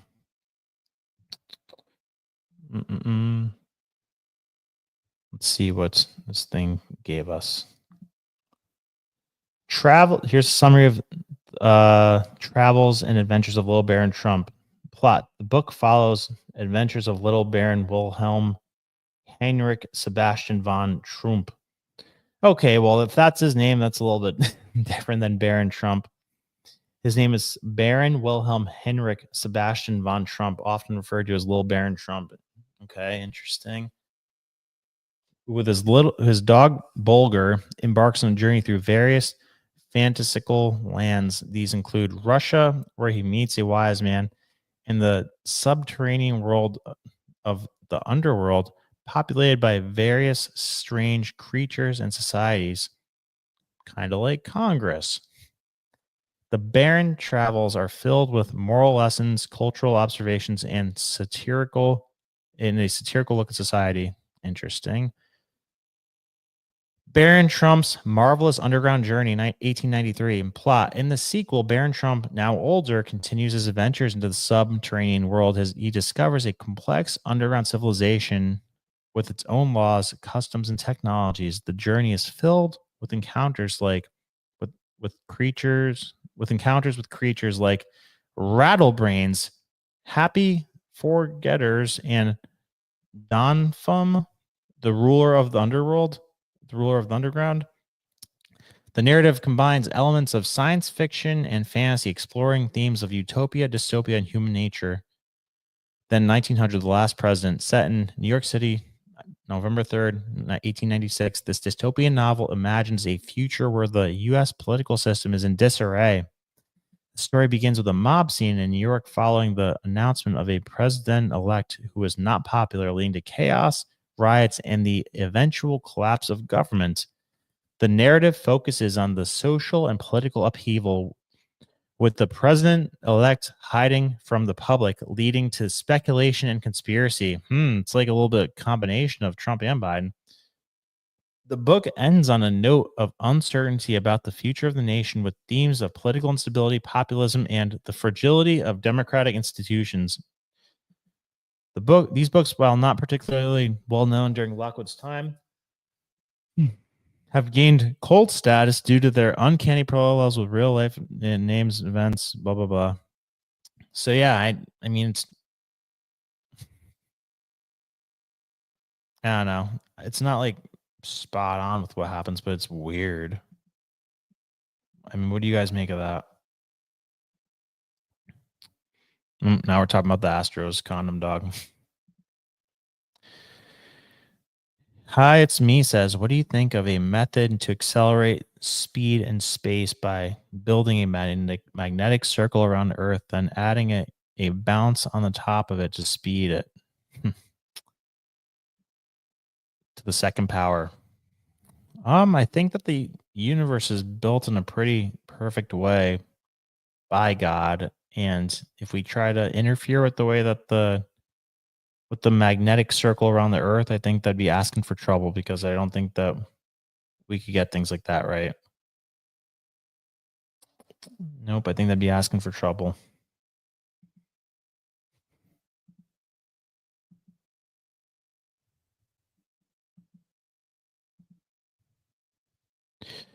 Yeah, no, Barron Trump definitely has a good chance to be president someday. I mean, so does Eric Trump. So does what's his name, Don Jr.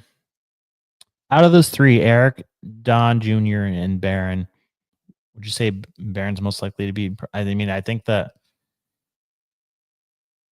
it seems like they're laying the groundwork for Eric to be president next.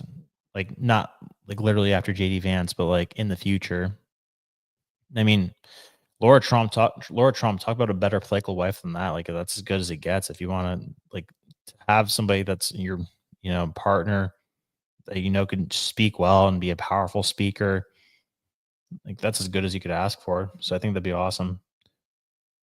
But I also want them to be extremely paranoid, like in a way where the Kennedys weren't. Like, that was the biggest failure of the Kennedys, that they weren't paranoid enough, and that's what got them freaking killed. So, like, my God, please be paranoid.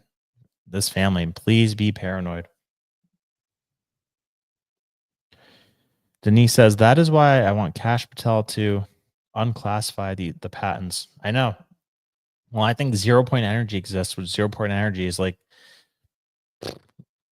fundamentally changes everything. Like that, what is it? You don't even need like an input. It basically means like everything around us is fuel. Like the electrons in the air around us are fuel. To like, you could have like a little something the size of a pencil that just harnesses energy from the particles around us in the air, and that like acts as fuel, like perpetual fuel. So it just fundamentally changes everything. Like, that's where we look like freaking Star Wars all of a sudden.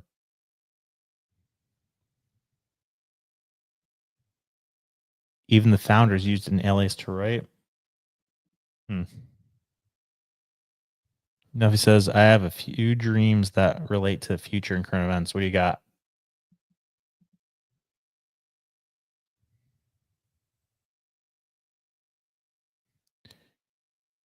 You always fall asleep to what's the Barron Trump books? Texas Woman?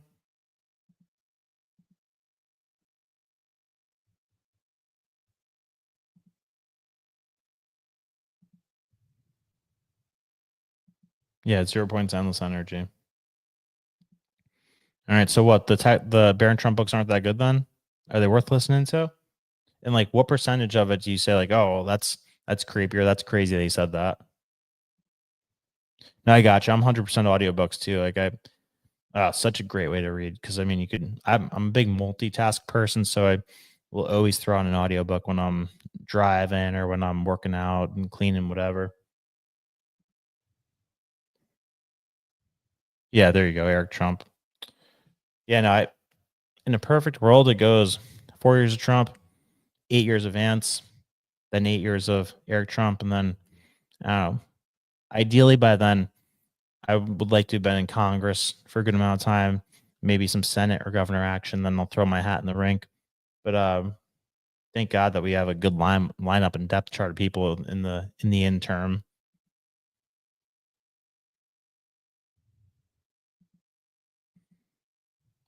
All right, guys, we're coming up on the 90-minute mark.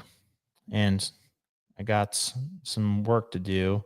If we don't have any pressing questions from y'all, I'm going to close on out. So hit me with your best question or anything, and if not, we'll shut her down for the night, and I'll see you tomorrow. Ooh, yeah, Common Sense is a great book. Definitely recommend that. Thomas Paine was G. All right, guys. We have almost about 24 hours now until the day that hopefully everything starts getting better. So let's all pray for Trump, just like Brandon Big said. I think everything's gonna be great. I think we're gonna turn this ship around in the best possible way. So, I will talk to you tomorrow night. Texas Woman, this is the first time you see my channel. So let me tell you my story quick. So I'm sure you're familiar with Valuetainment, and that's how you found me. I've been with Valuetainment for 2 years. I got connected with Pat through a series of me reaching out over and over and over again because I started my own channel after I quit my job because they tried to make me get the vax, and I said, hell no. And I said, I have a lot to talk about. I'm going to start a channel, start doing good, start doing really good, and then get demonetized for a video. And I said, you know what? Got to line up with somebody who's more powerful than me so I could be part of something bigger than myself. So I, reach out to Pat over and over and over again, finally get through, finally I'm able to speak to him, and, we hit it off. And now I'm a head of research and, one of the contributors in Valuetainment. So, we're doing great things. I wouldn't want to be anywhere else in the world. I love everybody who's part of this community, whether it's people who work at Valuetainment, people I meet at events that are, our viewers and our fans.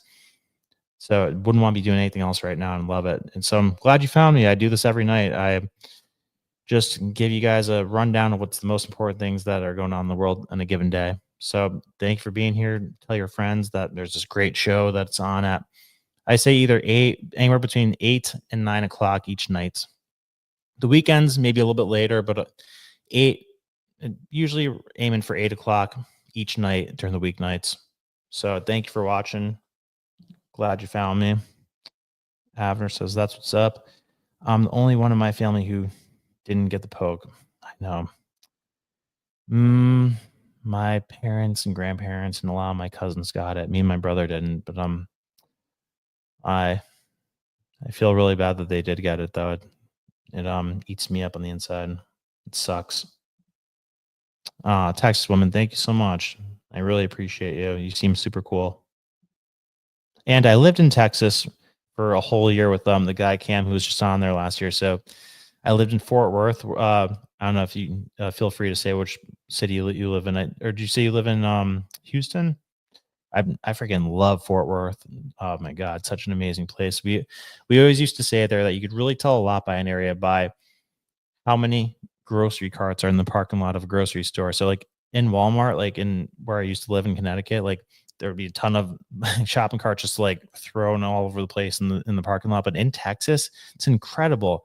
Not a single shopping cart gets left in the parking lot. Like everybody takes the time to push their shopping cart back to the front, so it's nice and orderly in the parking lot. Like that's such an underrated thing. Like there's like a real sense of community and like everybody doing their part to keep things nice in Texas. And I freaking love the place. Oh man, can't say enough good things about that.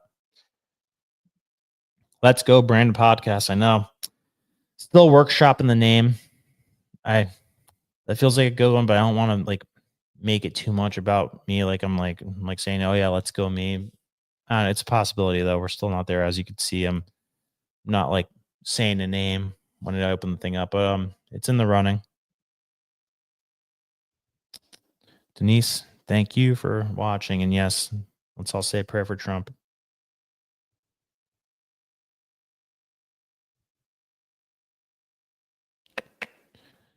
Daughter lives in New York. They both hit it. Sucks. I'm sorry to hear that. God bless America indeed. Houston. Okay. I visited Houston for one day. Me and my buddy, we did the Texas Triangle where we drove down from Fort Worth to San Antonio to Houston. and then back up to Dallas. Or no, we did Fort Worth to Austin to San Antonio to Houston, and then back up to Dallas, and then back to Fort Worth. And we did that in like 48 hours. I briefly stopped by NASA in Houston because, like if you're in Houston, one of the things you do is go to NASA. But I really liked it. I wanted to see a lot more of it. Houston seems like it's awesome. Good night, TRC. My brother, thank you for watching. I know you're a day one. I gotta start giving out day one people badges because I definitely, there's like a core group of like 10 to 25 people in here that I see here every night, and I can't tell you how much it means to me, guys. I'm gonna give you guys I think we're gonna make like an original 50 badge. If I can make custom badges on here, I'm gonna make like an original 50 badge so that we all know who the original 50 were, or the original 100 by now. Original 100 for people who are here every night. Condom Dog, yeah, Thomas Sowell's books are great. Like, so I'm like overwhelmed by how many good books Thomas Sowell has. Like, he has like 30 books on Audible. They're all like 25 hours each and just like so intense. But I think my favorite Thomas Sowell book was Wealth, Poverty, and Politics. It talks about how the wealth of a nation is like super dependent on like the waterways and the geography of it, like how the Western European countries are wealthy because like the water flows inward to the countries, whereas the Eastern European countries they're poorer because the water flows outward. So it's not easy for ships to go like to the inner portions of the country. So like in Africa, for example, it's like impossible to bring stuff into that country at scale. So like the continental shelf is super shallow in Africa. So you have to have little boats go out to the big boat when it gets there to deliver stuff. And then you forget about trying to go into the waterways into Africa because it's like the center of Africa is like high elevation. So all the water is like rushing downward and like out into the ocean. So like you could forget about like trying to take the supplies like up the rivers that lead into Africa. So super inefficient, not scalable. Mikhail, good to have you guys tonight. Good to have you here tonight, Mikhail. In Texas, no one is a stranger. That's absolutely right. Oh man, I miss Texas.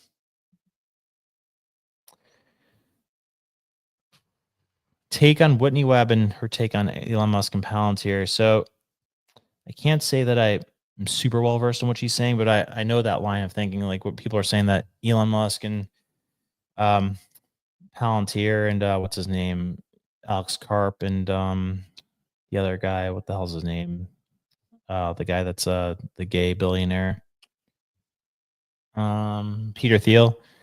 Yeah, no, it's creepy stuff. I mean, I think that the reason that Elon Musk is defending America so much is because America is the place he could be where it has the least amount of friction in it for him to obtain the goals that he wants for technology and furthering the human race. I'm deeply thankful for what Elon did and what he's done for us. I mean, everybody has the capacity to take a bad turn when they get too much power. And like he really put it all on the line, guys. Like, think about what would have happened if Trump didn't win. Then Elon would be screwed. Like, think about all the investigations that are going against him, that were going against him under Biden. Think about all the roadblocks and obstacles that he was facing. Like, what his life would have been like if Trump didn't win. So he put it all on the line. I think that they could be setting up a creepy situation. Definitely Palantir is creepy. It's like predictive programming, policing, like the Minority Report. I'll be honest, I have to look more into what Whitney Webb is saying to get a stronger opinion about it. But for right now, like I'm going to say I'm deeply thankful for what Elon Musk did, because I don't think Trump wins without him. Condom Dog says Democrats are anti-religion and climate change and politics are their god now. Yeah, the whole CC narrative is just a great way to scare people into allowing them to steer trillions of dollars of taxpayer money into really wasteful things that their friends own. So they could just, it's like a money laundering thing. Texas woman says Papacitos has best Mexican food. Oh man, I've never been to Papacitos, but Texas does have next level Mexican food. I'll definitely give you that. And barbecue. Oh my god. What the hell is the barbecue place I went to? You'll probably know this place. And best barbecue in Texas. What's the one I went to? This one's just for you. Let me see. I'm pulling this up right now. There's this place in Fort Worth that I went to that was ridiculous. It was called oh, come on. Goldie's. Have you ever heard of Goldie's? So it's in Fort Worth, and it's like the number one rated barbecue place in Texas by a lot of sources. Epic. Next level. Like, if you go to Texas and try barbecue there, they'll knock your socks off. And their Mexican food's pretty epic too. And the people are the best thing there of it all. Insane.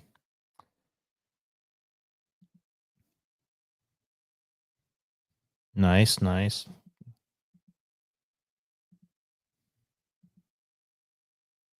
Mm-mm.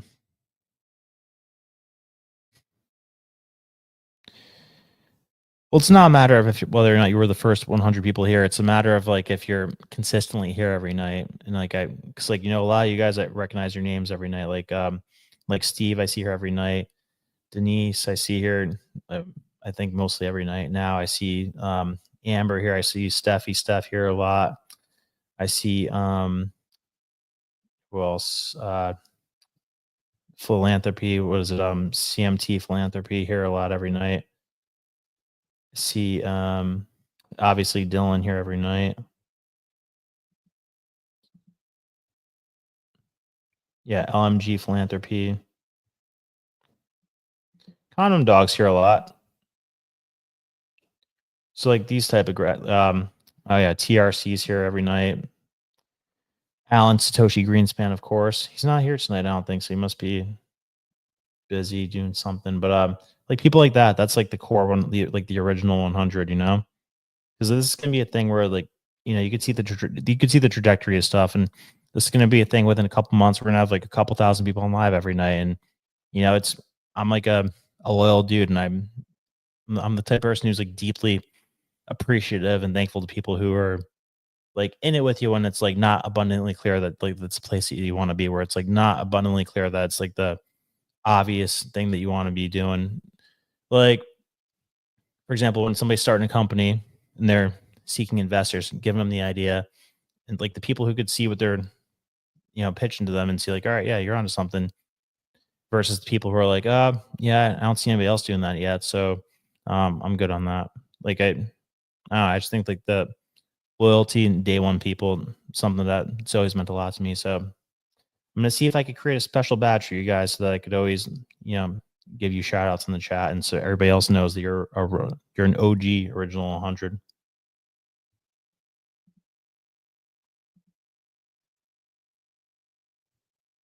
Kelly S, thank you so much. I'm glad to hear it. Glad to have you. Where are you from? Which state? Is it Texas, Florida, or Tennessee? David says, thank you for your take. Been listening for a few weeks. PBD since day one. Love what you guys are doing. Thank you, David. Yeah, what an amazing guy PBD is. I mean, like, can't think of too many people in the world that I have more respect for than PBD, and couldn't be more proud to be on the journey with him and being part of like one of the flag carriers for the vision that he's pushing. We're gonna do insane things here. Like, we're gonna be like a combination of like Disney World, Hollywood, like things that you haven't even thought of yet. Yeah, just wait. Like, and everything that he said he's gonna do, and he's ended up doing. So I believe what he says he's gonna do. Check out Richard Hart tokens. Okay.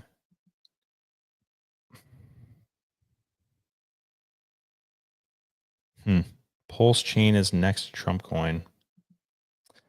Yeah, I mean, imagine being No, I haven't been to King's. Is that a barbecue joint?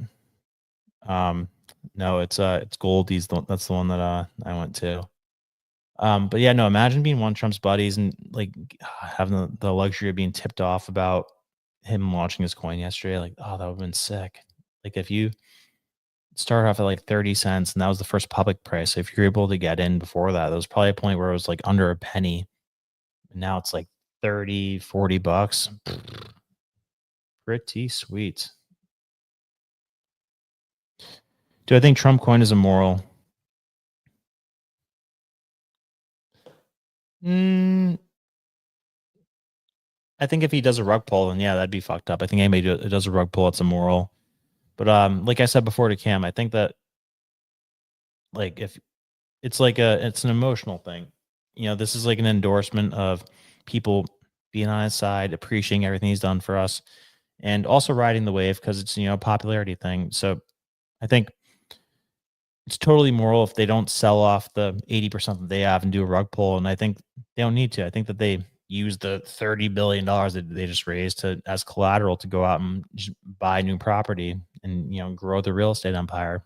It's a beautiful, perfect thing. But no, there's no law against it, so I don't think it's immoral.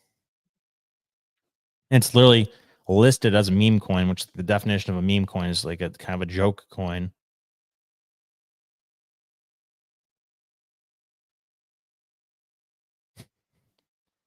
Did you see crucifixions? I mean, nomination hearings. Hard to watch. Yeah, I mean, some of the top grossest people or grossest things that in the see, you got me saying now in the nomination hearings were Tim Kaine with Pete Hegseth. Like, oh, what a nasty guy. And then that lady, what was her name?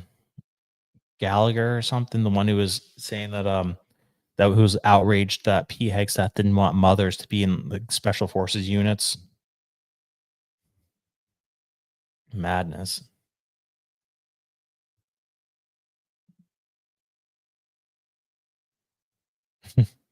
Trump coin like tokens for a smart city. Maybe.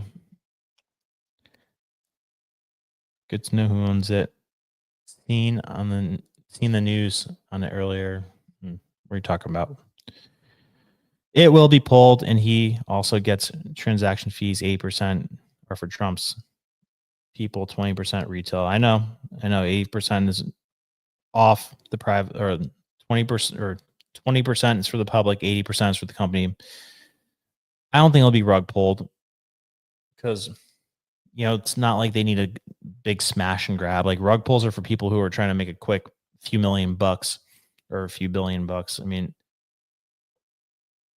if he rug pulled, yeah, they could walk away with a few billion. But what's better, to do a quick smash and grab for a few billion, making yourself liable to a class action lawsuit, or not doing a rug pull, having what'll end up probably being like $100 billion of collateral of this Trump coin thing, and being able to use that for giant loans to buy new properties. I think it's a no-brainer.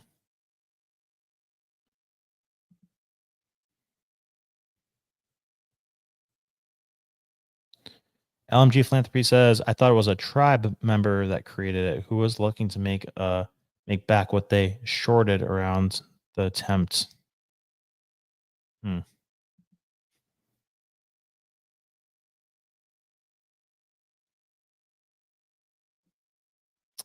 Yep, that's for sure.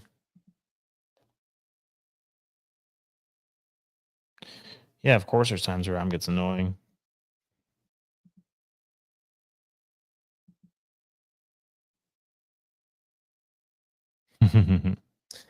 Love the whole value team, but Adam. LOL, joking.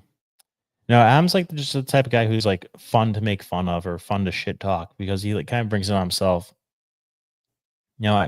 I love Adam. He's a good friend of mine. He's been nice to me the whole time since I've been there, but he's just like one of those guys who like sets himself up to get kind of shit on, if that makes sense.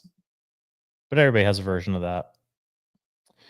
Denise says PBD is great. He reminds me of my dad with the rules he has for his kids. Oh yeah, I mean he's such a great parent. It's amazing. It's like watching the interactions that he has with his kids. Like I feel like it's done more than 100 books could do for me in terms of getting prepared to be a parent someday. Amazing stuff. Condom Dog says, "Why is Dilly Wire not getting on PUD?" I don't think that's true. Love General Patrick Bet David. Hell yeah. Did Adam aggravate me? No, I mean we shit talk each other like as if we're on a sports team or something, you know. But for guys, that's like a way to show love to each other. Like the more you can talk shit about each other, the more you love each other in a weird way. TikTok's officially gone. Nice. Yeah, I heard people saying the app was kind of acting up as soon as 8:30. So, oh, it is official. What are these Gen Z people gonna do? Yes, I'm on Telegram. On Telegram, I have a group called the Forbidden Book Society, Texas Woman.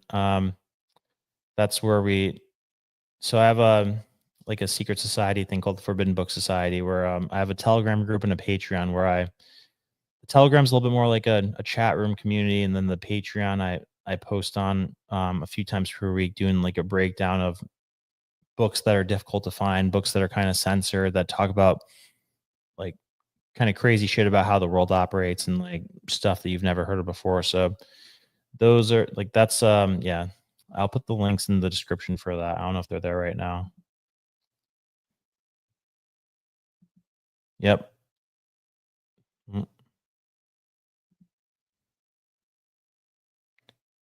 Yep. Yes, you Pokemon hunter. I know. I got you. I'll put them in the link right now. Let me do that. Yeah, so right now I don't know if you guys seen my playlist called what the hell is it? The Men Who Broke America.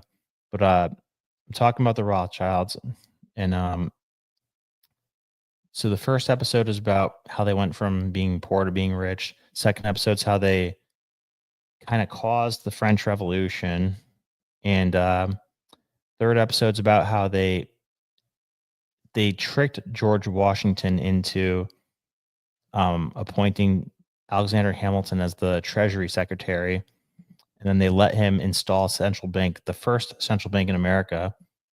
And let's see, is this the right one? Sorry, I'm trying to find my links right here. So they tricked him into They tricked him into letting Alexander Hamilton create the central bank, the first central bank of America. And that was a shit show that created crazy amounts of inflation, blah, blah, blah. Here, I'm dropping those links right now. And then, they pull out of that central bank, and the Rothschilds they cause the War of 1812. Nathan Rothschild's quote is saying, if America pulls out of this central bank agreement that we have, they'll find themselves in a terrible war. And then, that year, the War of 1812 happens. Like, we get into terrible inflation, and then we have to put in a new second central bank, causes inflation again. Then Andrew Jackson goes to absolute all-out war with the central bank. That's episode number 4, Andrew Jackson's war against the central bank. By the way, the links are now in the description for the Patreon, for the Telegram, and then with my Minnect, if you guys want to talk to me one-on-one. And then my socials too. Help me on X, guys. I'm trying to grow on X so I could have wider reach on there. X is a little tough to grow on. But then, yeah, episode 5 is about the Civil War.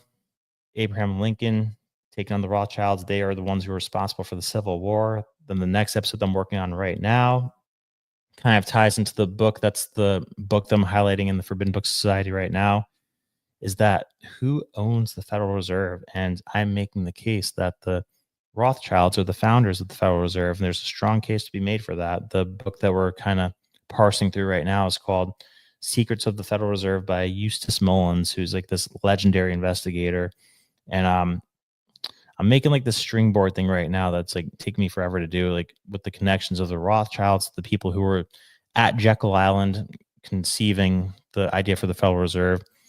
Such a crazy thing. Don't want to go into that rabbit hole right now, but I put that stuff in there. So You could check that out if you want to get into this more, if you're interested in who started the Federal Reserve and who's kind of pulling the strings today. Because I think based on the actions that the Federal Reserve's taking right now, I think they're trying to sabotage Trump's economy. And remember, one of the things that the guy prophesized, I'll show that right now because it's relevant.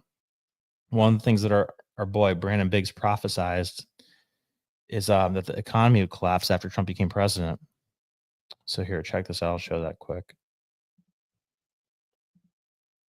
Was not necessarily an old So watch. He's 2 for 3 right now with the things that he says in this. guy. It was like to reform America again, bringing back America. Because the Lord told me, He said, I am not done with America. Amen. He said, there's going to be a new wave of patriotism coming out. And that's whenever I saw Trump and I saw a red wave coming out of Michigan. And then I saw Oklahoma, and there was embers of people, and they were all on they had torches all throughout Oklahoma, and they were raising up these torches that looked like fire, and they were bringing forth a new patriotism upon the nation, and it was being birthed, and it just kept spreading like fire all throughout America, all throughout. And I saw Trump rising up, and then I saw an attempt on his life. This bullet flew by his ear, and it came so close to his head that it busted his eardrum. And I saw he fell to his knees during this time frame, and he started worshiping the Lord. He got radically born again during this time frame. I'm talking. People say he's saved now, but he becomes really on fire for Jesus, for what I saw coming. And then I saw people interceding when I saw him winning the presidency through great. The Lord showed me it would go clear into the summer. Great persecution would come on him through the judges and through the law and all these people trying to sue him and all this stuff. But there would be a stop to it, and their things would start to break free come toward the fall. And then keep in mind, this is March 14th, 2024, which is why I'm showing you why this is crazy. So he's 3 for 3 right now. Says he'd get shot in the air. Yes, that happened. Said that he'd win the election. Yes, that happened. Said that he was going to face harsh persecution by the courts during the summer. That happened. It tailed off into the fall. That happened. Okay. And I saw him winning the election through the Patriots coming out and voting, and then there will be a great economy crash. Has not happened yet. I saw they had a great economy plan, a crash, worse than the Great Depression. And the Lord warned me about this. It would be a great dark time.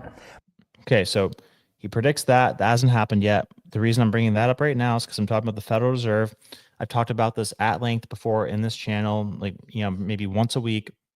I think that in his last presidency, it seems abundantly clear that the Fed was trying to sabotage the economy. Because, if you don't know the Fed's role in the markets, the Federal Reserve gets to decide what the interest rates are for the banks. All right, so it's called the federal funds rate. Makes a very big difference in the economy. It's the cost of money. If rates are higher, money's more expensive. Less people take out loans. The economy grows slower.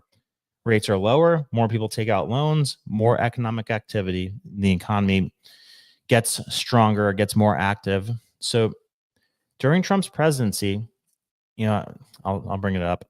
I'll show this chart because it's not fair to talk about without showing the chart. So during Trump's presidency, they start jacking up rates for no reason for the first time in 10 years. So federal funds rate. There's 2 levers the Federal Reserve has to control what the economy is doing. They have the federal funds rate, and then they have the Fed balance sheet. So here's the federal funds rate. Okay. Ready? So this is the cost of money. This is the cost of money for banks that take out loans from each other, right? So let's look just from here to here, right? The economic crash happens. They drop rates to 0. Obama's entire presidency, interest rates are at 0. Okay. They go up a little bit leading into the 2016 election. The night Trump wins, all right, this is November 2016. You see this on the screen right here, right? Let me make sure you're seeing this on the screen. Yep, you're seeing this on the screen. Literally the night Trump wins, they start increasing rates at a much faster pace than they've done before, right? So it goes all the way from 0 up to 2% in his first 3 years. Okay. And there's no inflation during this time. That's the weirdest part. Inflation's like 1 or 2%. And it was even higher than during Obama's presidency, and they weren't raising it. Okay. So in addition to that, and then, they drop at 0 for Biden until it gets unbearable, and they jack it right back up. But interestingly, we found out that, everybody's wondering why this wasn't impacting the stock market when they jacked it back up so quickly, which it was ridiculously quickly. They went from 0 to 5%. They're saying the reason that this happened was because with the people on Wall Street, they were borrowing money in yen from Japan because Japan still had not only 0% rates, but negative interest rates because of the amount of problems they have in their economy, because they literally cannot increase their rates without just breaking the system. That's a deep conversation for another day to explain why that's the case. I mean, the long and the short of it is they have so much debt because of what they had to do to get out of their financial downfall after the Asia bubble in the 90s, that they pretty much had to take out a ton of debt to keep interest rates low enough. And but I don't want to divulge into all that. That's like a whole big rabbit hole. So, but long story short, American institutions were borrowing money in yen, converting it to dollars, and buying U.S. stocks with it. So even though rates were at 5%, the big players still had access to 0% rates through Japan. Okay. Now let me show you the Fed balance sheet. Apologies if you have seen this breakdown already, but it's important, and I want to drill into your head even if you have seen it before. So this is the Fed balance sheet. This is the amount of mortgage-backed securities and U.S. Treasuries the Federal Reserve owns. So when COVID happened, for example, they started buying a crazy amount of these. And this is to press down the interest rate on things like mortgages and things like U.S. Treasury bonds, okay? Because that has a huge impact on economic activity. Like every major purchase or major loan that takes place amongst the big players, U.S. Treasuries are the collateral that's used for that. It's considered tier 1 collateral, the safest collateral in the world. It's U.S. Treasuries. It's U.S. debt. That's what Japan and China owns. When we talk about they own U.S. debt, it's U.S. Treasuries. Okay. So when these rates go up, that's the amount of money that the U.S. has to pay on its debt. Okay. And same thing, a lot of other companies, they own these things. They have to pay that. And when the number on the interest goes up, when the rate goes up, the value of it goes down. So it creates this whole big margin call situation, like the Lehman Brothers situation in 2008. That was because Lehman Brothers owned a shit ton of mortgage-backed securities that the rates, they went, what they do, they went way up, okay, unexpectedly. And then the value of it went down, but they used those mortgage-backed securities as collateral for this whole long series of loans. But if you own $1 billion of mortgage-backed securities at 3% interest rate, and they're adjustable variable rates, and they go from 3% to 7% in 1 year, the value of those things probably goes from $1 billion to $300 million in the course of a year. And then the bank that lent you money with those as collateral margin calls you because they're like, hey, you aren't good for that anymore. And so that's what happened to them. Anyway, this wasn't even really a thing until 2008. Okay. So the Fed starts buying these things for the banks that it wants to help to offset that problem, because when they do this, it reverses that trend of the price of these going up. Okay. So this is that $800 billion TARP package right here. You remember that, the thing that everybody was pissed off about. Then this is when the problem wasn't going away during the Obama administration, and they just kept going up and up and up with it. They made it like a permanent program almost. But then for some reason, this big grand experiment that only Japan had done before, by the way, this program right here, this is what got Japan into the problem where they can't raise their rates past 0% right now. They were the first ones to do QE. They started doing quantitative easing in the 90s, which is the purchase of bonds by the central bank, the purchase of government bonds and mortgage-backed securities by the central bank. And when Trump gets in, they stopped doing this. Not only did they stop doing it, but they started selling off the bonds, which is, again, all this is one big experiment. We don't know what the long-term effect of buying them is. We don't know how drastic of an effect selling them is going to have. But you could see right now, they started rapidly selling these things off, and everybody's confused as to why the Fed started cutting rates this year, but then mortgage rates are still going up. That's because of this. Because 40% of this number is mortgage-backed securities. And when they sell these off, that puts upward pressure on the mortgage interest rates. Okay. So the Fed has been baking into people's expectations this entire past year. Oh yeah, a bunch of rate cuts. Inflation's good. We beat inflation. Blah blah blah blah blah blah fucking blah. But now they're saying, hey guys, we might not even have one rate cut. Yeah, we might have to have a rate hike actually. Huh, do you now? Now that Trump won, you're going to stop all the rate cuts you said you're going to do, and you might even hike rates now? Oh, that's weird. So I think that they're trying to sabotage Trump's economy. They had all these BS Nobel laureate economists come out and say that his tariff plan's not going to work. I think that they're trying to sabotage this thing, and it's such a delicate house of cards, this financial system. I think they did everything possible to prop it up and keep it intact under Biden so they could, potentially blame Trump with it if he got back in. And I would not be shocked, honestly, if something crazy happened with the economy, because it's not that well put together. It's like we're so overdue for a correction, like a serious correction. But the Fed has the power to stop it if it wanted to. I think that like during a lot of